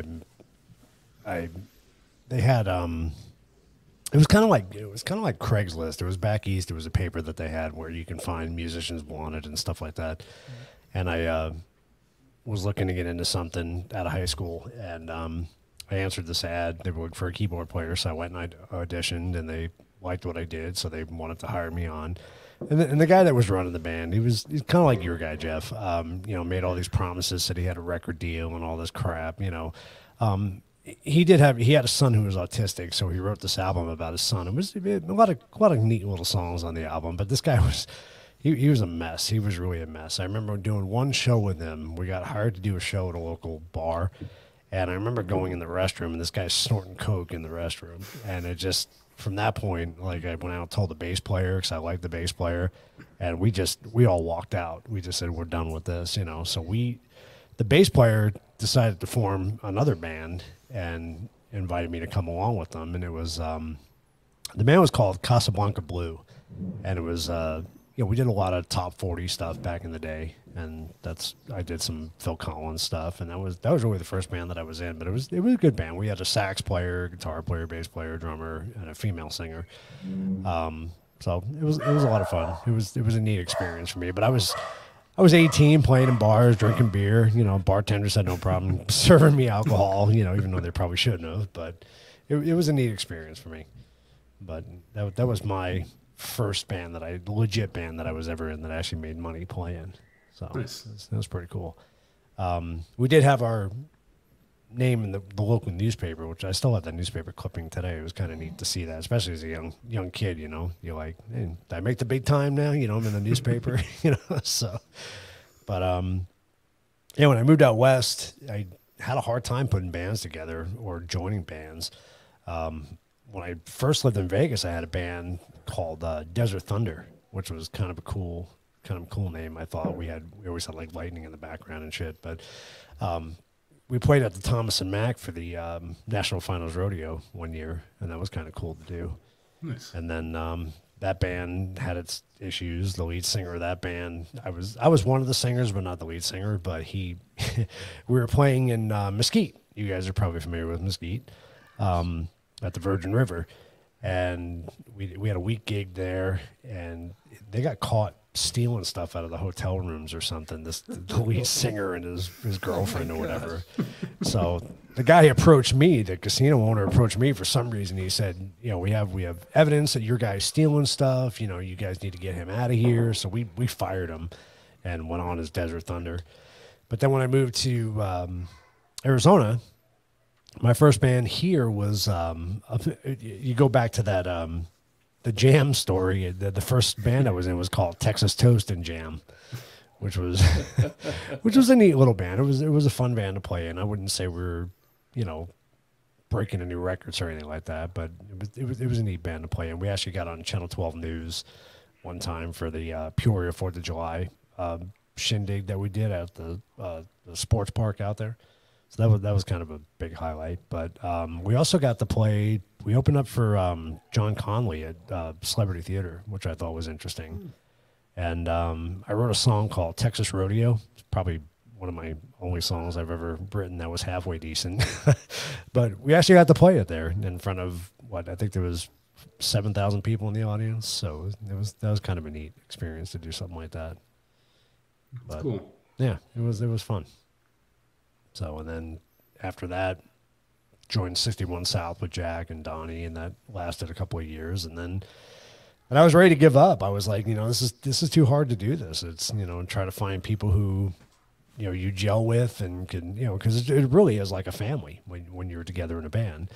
And, it wasn't until, Rattlecat Junction to where that was the biggest success that I've ever had in a band. And, to this day, I miss that the most out of anything, as playing with Joey and Shane and Bob.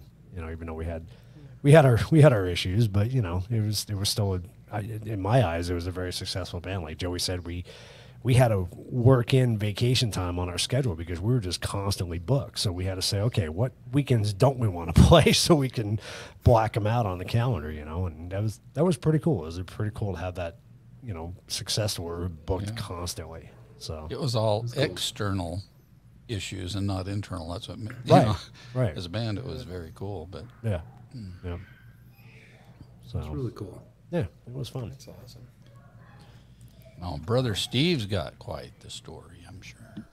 Yeah, I don't know about quite the story. No, I mean, Let's I remember hear with it. Tyler, going back to Tyler, that is a 12, 13-year-old, somewhere around there that we did that band. I wish I could remember the name, but it was really the first time we played. But it was after he left, and I'm in junior high, and started playing bass.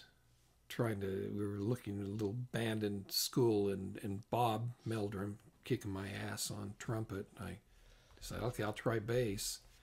And then they decided to put together a Tijuana brass band. Ooh.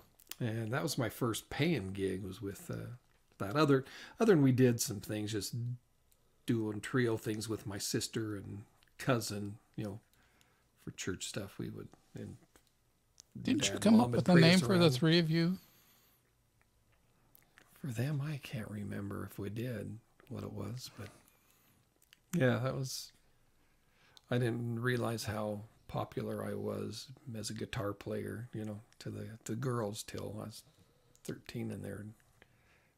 I was still too dumbfounded about what I could have done, taken advantage of that. But yeah, but the Tijuana Brass Band I loved Tijuana Brass. My dad had, when I was playing trumpet, he had Tijuana Brass, and I loved the album cover, the gal in whipped cream. It was a whipped cream album. Can't imagine why you'd like that cover. Dad didn't realize what he was. It got a lot of use. Yeah. Almost as much as National Geographic. But, yeah, so played with them, and yeah, that was fun playing that band. And then, and I can't remember the name of Bob told me the name of that band. I was going to write it down because he remembered, and then went on and played with Strawberry Orange was the big thing after that. That just kind of moved, and that evolved into, I think we had a band called Coast for a while, and the Democrat, and that moved all around to eventually become a Stanley Stone. But we played a lot. Timeline was working. That was fun to actually be making money and playing that often. I think that was where you pick up your skills when you're playing that many nights a week, and learning new tunes, things that are out of your comfort zone with those guys. That was I think one of mine and Lisa's first dates was when you guys were playing at the Rotunda in the state capitol. oh yeah, Yeah. all right, yeah, that was a crazy echoey place. My favorite gigs back that time with the bands were at a place called the Terrace Ballroom, which is where I saw my first concert. 68, 69. Tommy James and the Shondells was. I saw them there, so to be on the same stage, and then Doobie Brothers were there. The Who had a number of people that had came through, but we played Thursday night for called them Young Special Interest, I guess is what the church called them. But it was a big thing, and we were kind of the house band for that each time. And, man, we got some. Wish I could find some of the recordings from that. That was part when I really felt like, okay, man, you're doing a solo on. You're doing Long Train Running, and it had a solo. I thought, wow, where'd that come from? One of those times when it just flows. And, with the guys in the band, that was, we just talked about that, just how it all gels, and you kind of know what each other's going to do and move there. That was a fun experience. But then the problem with bands is just finding musicians that take it seriously as I wanted to take it, and it ended up doing so much of the work. It was no fun. I mean, just getting the setup and tear down and practices and trying to adjust everything. It was that was wearing on me, and it was in 1980, end of 79 or 80, that we one of our last gigs with WC, the black lead singer that we had, who was a heck of a performer, but a pain in the backside to deal with on anything else. But we did. You weren't with us when we went to you were at Jackson Hole. No, I didn't go to Jackson Hole. Yeah, with This dude sounded just like Lou Rawls. Oh, he just. I mean, he was amazing. He went a great front man. People loved him, so had him. But we got rid of him, and we were doing the stuff, and I thought we were going to make it. We had a producer we were working with. We were doing a few different things, and he had a connection. He was one, and I didn't know how much you get all the stories from those people. You get that a lot in the music business. Don't know what to believe. But he says, Kansas is coming into town, and he says, I'm really good friends with their manager. And I says, man, you didn't get me I'd love to get backstage. Well, what can we do if you got that kind of connection? I pushed it. He says, no, I could probably get you sit down with. I said, I'd love to sit down with Kerry Livgren if you can do that. He said, let me see what I can do. And my God, he put it together. I got backstage passes. Was there? Cheap Trick was the front band for that concert, and I got to get there for the sound check for Kansas, and then That's cool. Cheap Trick and hanging out with the guys at Cheap Trick, just talking, and it just blew my mind. All the guitars and their Luthers that are with them, the guys setting everything up, making sure everything was perfect, just watching. It was like, wow, it took me to a whole nother level of thinking what that life would be like, to have all these people helping you and playing. You're not having to set up. You just show up, and they hand you the guitar, and you play. And so he says, I got the appointment where he says, I've got Kerry's agreed to meet at my hotel room after the concert. So let's do that. So the concert was over. I went back over to the old Hilton in Salt Lake and waited for Kerry.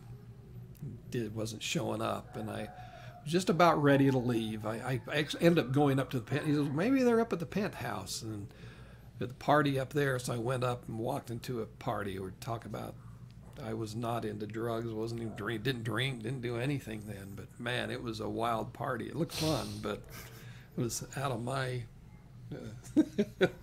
comfort zone. So I went back down and says, yeah, he's not up there. He says, I didn't think he would be. He's not really into that stuff. And I was ready to leave, and knock on the door and opened up. There was Kerry, and I sat down with him for a couple hours, and he just laid out the most dire story of how, I think they had like 5 platinum albums at that time, and he was talking about how they're still in debt to the record company, how they pay his family to leave him alone, just want him to ride, all the pressure to do everything, and he's just, here I go from seeing backstage all this excitement to this guy just painting this horrible picture of the industry and what it did. And he was talking about, the price his family was paying. Jeff wasn't born yet. Denise is just a baby, and I'm thinking, my gosh, here's my kids growing up, and they're already paying some of that price without Right. me, without any of the the financial part, real stress. And so I left that night knowing that was it for me. Driving home, mom and dad were living out in Brighton, and there was some family party I think going on that night out there. We're going, but I went driving down the freeway, just bawling, realizing that this dream, my rock star dreams of my youth, were done. I wanted to go a different direction, so that was it. I didn't hardly touch my guitar for the next 10 years or so. I just hung it up and couldn't. It was too hard. This heartbreaking. Yeah. Walking away from that, and focused on other things. Managed a battery warehouse for a bit, and did that, and then got back in the insurance business and focused on that, and then nutritional stuff popping in. So just all business things happen, and Jeff ends up being born. And part of that, well, I'm in the insurance stuff. You were raised at the insurance office, but I was at Scoutmaster at the time too, or we're in scouting. I've been in scouting through all the time, and started taking my guitar and I was a big fan of Dr. Demento, and so it had all these Dr. Demento. Now, those would be fun to learn to shock the other adults, Give the kids something fun to learn other than just the traditional campfire songs. And so started playing that stuff again, and that built into where I started doing some just solo gigs, which Joey, talk about going solo. That is I was never the lead singer from the time, back when I was 12, 13, did a lot of it, but we always had great lead singers. And so singing and playing guitar, comedy seemed like the perfect thing to do, because I didn't have to sound like someone else. But Yeah. that evolved into the Christmas stuff. And so the next name that came, I didn't have any name other than just Steve. I think I did Friend of Steve's during some of that. But came up doing the comedy Christmas stuff. And some kid, a guy that one day says, "You ought to go by Elvis." Or he introduced me as Elvis or something. I thought, wait a minute. And so that was, ended up, picking that up. Registered Elvis Lives, ELFIS, and that was short for Eli Fungi Song. Had the story that started coming around, all of that, but Elvis. And did that. Pretty busy during the things, other than with Dan. Pops in during that time and did the Christmas Stranger. I got to do my hand at country, trying to be a country star. I had a mullet. I got my mullet. It's definitely when you and Joey looked exactly alike. Like it was at Christmas time, I'd grow the mullet out to be the Christmas Stranger. That moved in. So, the comedy stuff was it through between Elvis and just doing the comedy, Friends of Steve's comedy things. And then I moved to St. George in 2001 after getting a divorce while I was on vacation in Vegas. And well, do you I got to back up real quick though. okay. Because do you remember, I told this story on one of our previous shows. So growing up, I literally had never heard you play rock music, ever. Yeah. 100%, you had your Ovation guitar and you played comedy music. Yeah. And it wasn't until high school, so we're talking late 90s, I came home from high school one day and someone is in the basement and is shredding on my guitar. I'm like, Mom, who's playing on my equipment? She's like, that's your dad. It's like, are you kidding me? And I don't remember what you were doing. You were probably playing Doobie Brothers, I'm sure, or CCR or something. It literally, I didn't know you played rock music like that until I was in high school. It blew me away. I don't know if you remember that moment, but that totally stuck with me. I was like, damn, my dad plays electric guitar. All right. I couldn't. I just, all that. It was too heartbreaking part of me to just, anytime I'd try to go back to do that, it was just like a pain I didn't want to face. And so, when we moved in, and thanks for sharing that. Because It I was fun. didn't do much anything. I mean, I played some guitar with you and Steve, trying to teach you guys things. Yeah. And even Denise and Laurie wanted to just. I guess I take it back. You did teach me Kansas and Doobie Brothers and CCR on the acoustic guitar. Yeah. It just for some reason it like didn't Yeah, dawn on me the like, one. oh, he actually does this on electric too.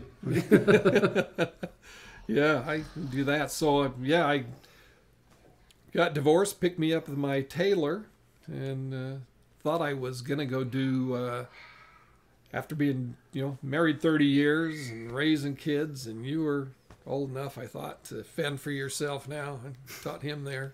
My plan was to go do comedy music on cruise ships. So I thought, okay, and I was working. I was connected with some agents and sending them some material, and we were working on that. And then I met Linda, and 6 weeks later was married.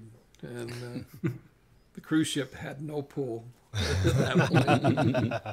Had moved to St. George, and I tried to do the comedy stuff here, but people here had a stick up their ass. They were the purest of pure Mormons, and so anything blue at all, which, I used to do high priest group meeting. I did the high council party in Taylorsville. I was doing, all that music there, but man, to do any of it here, even at the senior center, it was like offensive to do anything. I thought, well, this ain't any fun, so kind of put the guitar away and say, okay, I got 5 new kids to figure out, and trying to balance that. So didn't do much other than some Christmas stuff. Every now and then it'd pop up, and people wanted Elvis again, and okay, You do have a YouTube channel with yeah. Well, Elvis I Lives. did. That's what I did. I thought I told all my friends in Salt Lake. I said, tell you what, I'm going to record this and put it on YouTube so you can watch it. I'll try to do the story. So I We did put under that link in this one. Elvis Put it in Lives. You can find elvislives.com. I don't know if that goes to my Facebook or YouTube, but those videos are there that I did, I think, in 2009. That's when I finally recorded those and put those up. And that was my life. And I'd try to do guitarioke with some friends. I had some of the old songs, would get together, and I'd get drunk enough I could play those to not hurt. Well, there's a story that you told me that, and this was before you started drinking, so I don't know how you had the cojones to do it, but you'd done a Christmas thing somewhere, and you said you were driving home, and then you saw this a house that had all these cars out front that had, something was going on, and you decided to go up and tell them, "Oh, entertainment's here," and you went in and. Yeah. I used to Did your do thing. that after I did that from Christmas Stranger. After we'd do Christmas Stranger, driving home the nights when I was alone, or I'd be another gig, I'd do a gig, and Christmas time, that was my favorite thing to do. Just go see that it looked like a party was going on in a house. Just go knock on the door, entertainment. People would look like, huh? Lord, am I- And go in and play the songs that would shock them. But it ended up being my favorite one I did, that they just embraced it and loved it. Ended up being a Mormon Tabernacle choir party.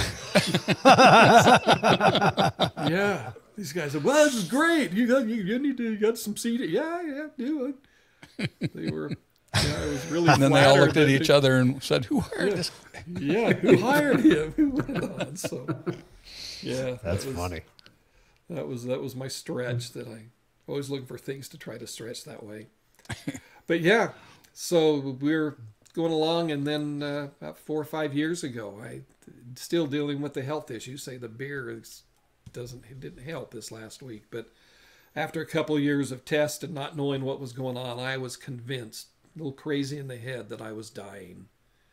I mean, I watched Joey go through cancer treatment and everything, and I thought, I'm going to walk in one of these days, the doctor is going to say, oh man, sorry, I wish we'd have caught this a couple years earlier.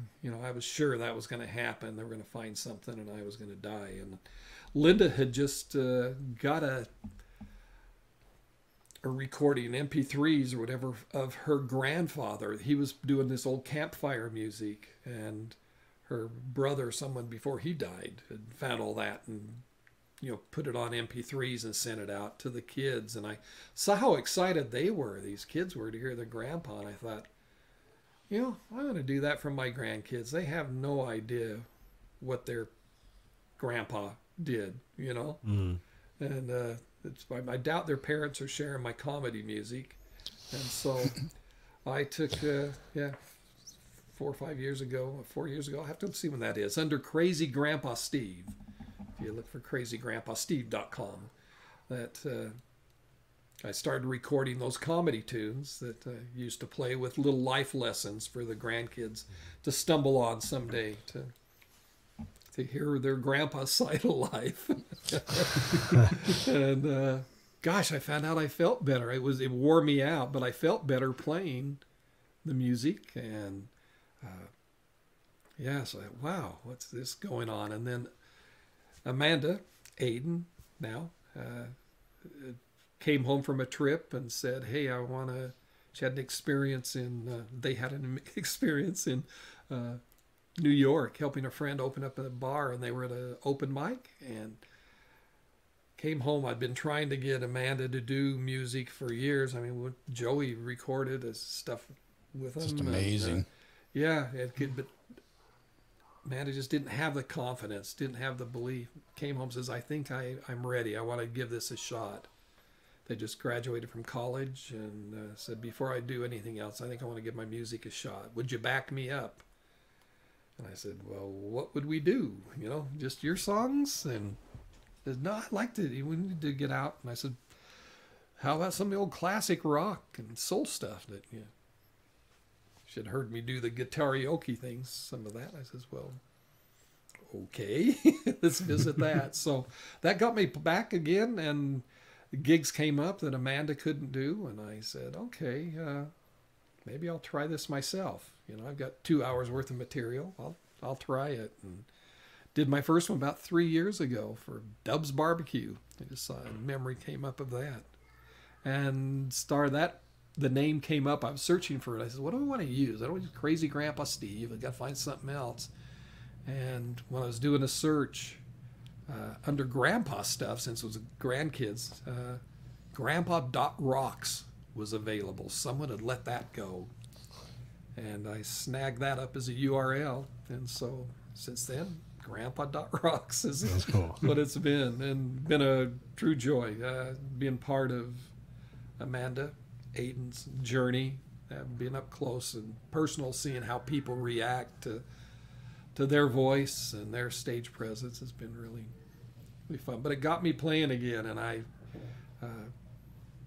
when I'm playing, I'm not in pain, not tired, and then COVID hits, and here we are trying to find a way to do it online, and that was really a turning point for me, being able to do. I've probably done 300 shows or more over the last few years online between, Facebook groups and maybe TikTok here in the last while. And that's really been fun vocally to do things. I discovered you vocalists, when you're ready to sing again, Keith, this life-changing vocal thing. What is that? People in singing would put straws in cup to help just get the pressure on their vocal cords. This is called a Dr. Vox, V-O-X, like Vox. I remember Vox because of the amplifier, but Dr. Vox out of Italy. And a guy, this is Dr. Vox US, that get it from. It's $50 for a plastic bottle with a straw. But man, within days of using that, I went from having a hard time doing a 2-hour show to being able to do 3 hours. Wow. To move from there. Just really great on the vocal cords. Just loosens things up. You'll find transitions so much easier. It's amazing. Yeah. So Does it like moisturize your vocal cords or something? you can. You can. This side you can suck in on this side, and that does get moisture in. But it gives dull pressure, and it explains how it all works. I just know I bought one for Amanda, and they swear. Well, it makes sense. I know one of the vocal warm-ups that they always had us do was doing the, yeah, buzzing our lips and right. and doing that. This So is really that's kind of- gentle stuff. You just go on, but yeah, this thing That's totally. I wouldn't have made it through TikTok without this because I wake up in the morning feel like I've ran a marathon already, and the thought of getting on and picking up my guitar and playing is always so heavy. It's like there's no way I don't have. It's hard enough to make it up the stairs, let alone pick up my guitar and try to be on for people. But yeah, as soon as I pick the guitar up and start playing, it's like that other goes somewhere else. But that thing has made it. That's the one problem I had is singing that much was my throat. I wasn't singing properly, and that's been a game changer. So as you guys get ready to get the band back together, or you do whatever you do, I highly rate.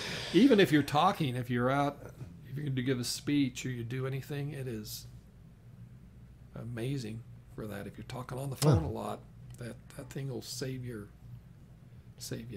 Dr. Vox, huh? Mm-hmm. You're gonna have So to there's write a that pro. one down Yeah, too. look at that one. Yeah. Yeah, any kids that love to sing, that's a great gift. That's cool. Wow. So anyway, that's Grandpa Rocks has been it for me now, and it's That's your TikTok. well, no, Grandpa.rocks takes you to my Linktree account that then has links to all the YouTube and Facebook, and has my song list and a little bio, and just people are asking there. So, now my favorite gig to do right now is up in Zion's, just at the mouth of Zion's National Park on Cliff Rose, and yeah, it's especially outside the sound with those big mountain, whatever it is, it's just and the Bose system through there. I love the sound that I get up there, but it's just a really cool environment to play in. You just people from all over the world coming in. That you get a different group every time, and That's cool. it's fun. So not there for a couple more weeks, but yeah. Wow. So, but it's fun to do music without any aspirations of making it big. Just do it for the sheer joy of just, I mean, the money's always nice to be able to play. And since I didn't play for so many years, maybe different from you guys, these going back to the, I've got to list about 400 songs now that accumulated That's over the crazy. last 3 years. And yeah, they're like, it's like getting reacquainted with old friends. Right. It's just really fun. I'll play Freebird. Yeah, hell yeah, let's do Freebird. And do that. So yeah, think there's I think it's funny because, something you brought up and Joey and I have talked about in the past is the hardest part about what we do as musicians. I mean, the passion's there to play and it's fun to entertain people, but it's always the setting up and tearing down. People think, oh, you're just on stage for a couple hours, but you don't realize that when you do a gig, it really turns into a 6 to 8 hour day. By the time you Right. get there, you set up, you play, you break down, you get home 2 a.m. It's not an easy life, So That's what's nice about this Cliff Rose gig is it's from they moved it from 7 to just 2 hour gigs, 7 to 9. that's nice. But I with the Bose system, it's so easy just to pull everything there. I'm packed up in 10 minutes and Yeah. home before by 10 o'clock. So, but yeah, I don't know. I've done a few gigs with Amanda that have been late night ones, and yeah, I keep telling her you need to find a guitar player that's roadworthy. 'Cause I'm it's not for me. What That's too hard. I don't know if you saw, Joey, but Harbinger came out with a setup like the Bose that Yeah. has a sub and the one speaker too. I was looking into. I thought that was interesting. I've got a lot of friends that have bought different ones, everything from the Harbinger one to the JBL, and the Bose still kicks ass on Does all it? of them. Yeah. Well, it's got Yeah, so there's- much technology behind it. Yeah. I want to get the. Amanda wants to buy one of these. I've got 2 of them now. And I got other people that would love to buy the other. They're new ones. There's The new ones. It's an L1. It's, L1 compact. So it's just got the 4 speakers on top, with that. But the new S1 Pro, is that it? It's got the new Pro 16 in it, Series. doesn't it? Well, they have the one with 8. The 8 has it's like having two of these power wise. They do have the 16 that is my friend that has the Hive here in town. He just bought that, and the musicians that are playing, some of them bought the others, but now they're playing through that 16, and it's so much more pleasant even for the people because you don't have all that power pushing the front tables. Right. It just disperses through the venue, and he's got a horrible venue acoustically, but it's I'm amazing. actually I'm looking glad at he that picked one that up. right now. the 16. Yeah. Yeah, 16. You could do a huge venue. He could have done an 8 in his place just fine. It has an 18-inch racetrack subwoofer in it. So it's 18 by, I think, 10 or something. Wow. So it's got the full-size 18-inch subwoofer. Then you have the 16 drivers that are disperse things, 360 degrees almost, and Wow. Yeah, it's heavy. I love the L1 compact. I can pull it up. yeah, I And- imagine and that just sub's a little heavier. Yeah, the L1 compact is for pretty much any gig here in town. I can just use one, and it's fun. I'll take the 2 when I've got Amanda because it just a little more power. And You don't need monitors with those.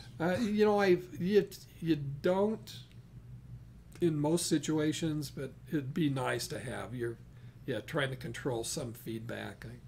Oh, do you? The cool thing is I've got the tone match mixer, which allows you to EQ some of that stuff out a little, and it matches with everything. It's got the modeling for pretty much any instrument that any of us own. You can plug in. It's really the mixer is almost as much as the Yeah, they're not used cheap. L1, but yeah, the 16. I got a friend in Rosarito that was looking. He's got obviously more money. He knows what to do. He bought a 16 for his house and the 8-channel mixer.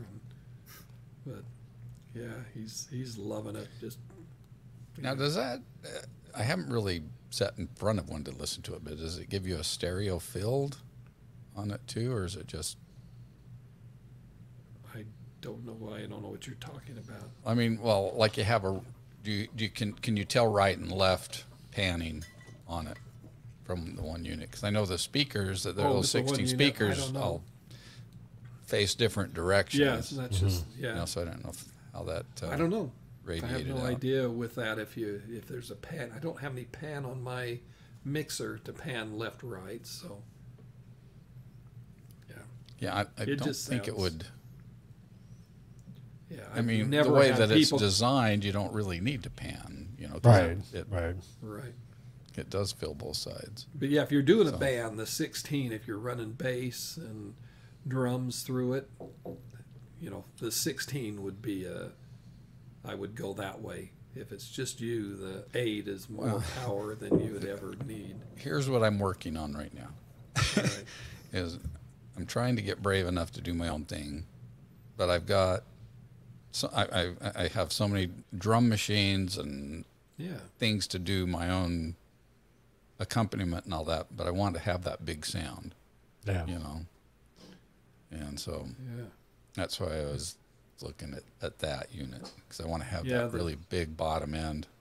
Yeah, I mean, if you're really thumping some in a big area, I mean, the 8 does that. The 8 is amazing for bass on that. I've got a couple friends that have bought those, and and they're doing band stuff through it, so they're handling. But if you're in a larger venue, the 16 is is stupid.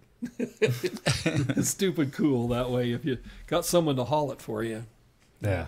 This one's nice as I can pull one in each hand, and I'm even with my arthritic hands and that I can throw them in the car and dump it in, and it's nice.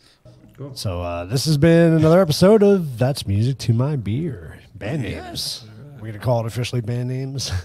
Band No, names, it we've works. been trying to name it after a song of some song. sort, but we'll come come up up with with something. Yeah, figure it out. All right. So, all right, guys. Well, thanks for joining us, Hey, Cheers, guys. and we'll see Till you the guys next next time. Yeah. here till then. Cheers. Cheers. Thanks. Thank you. All right, we'll see you.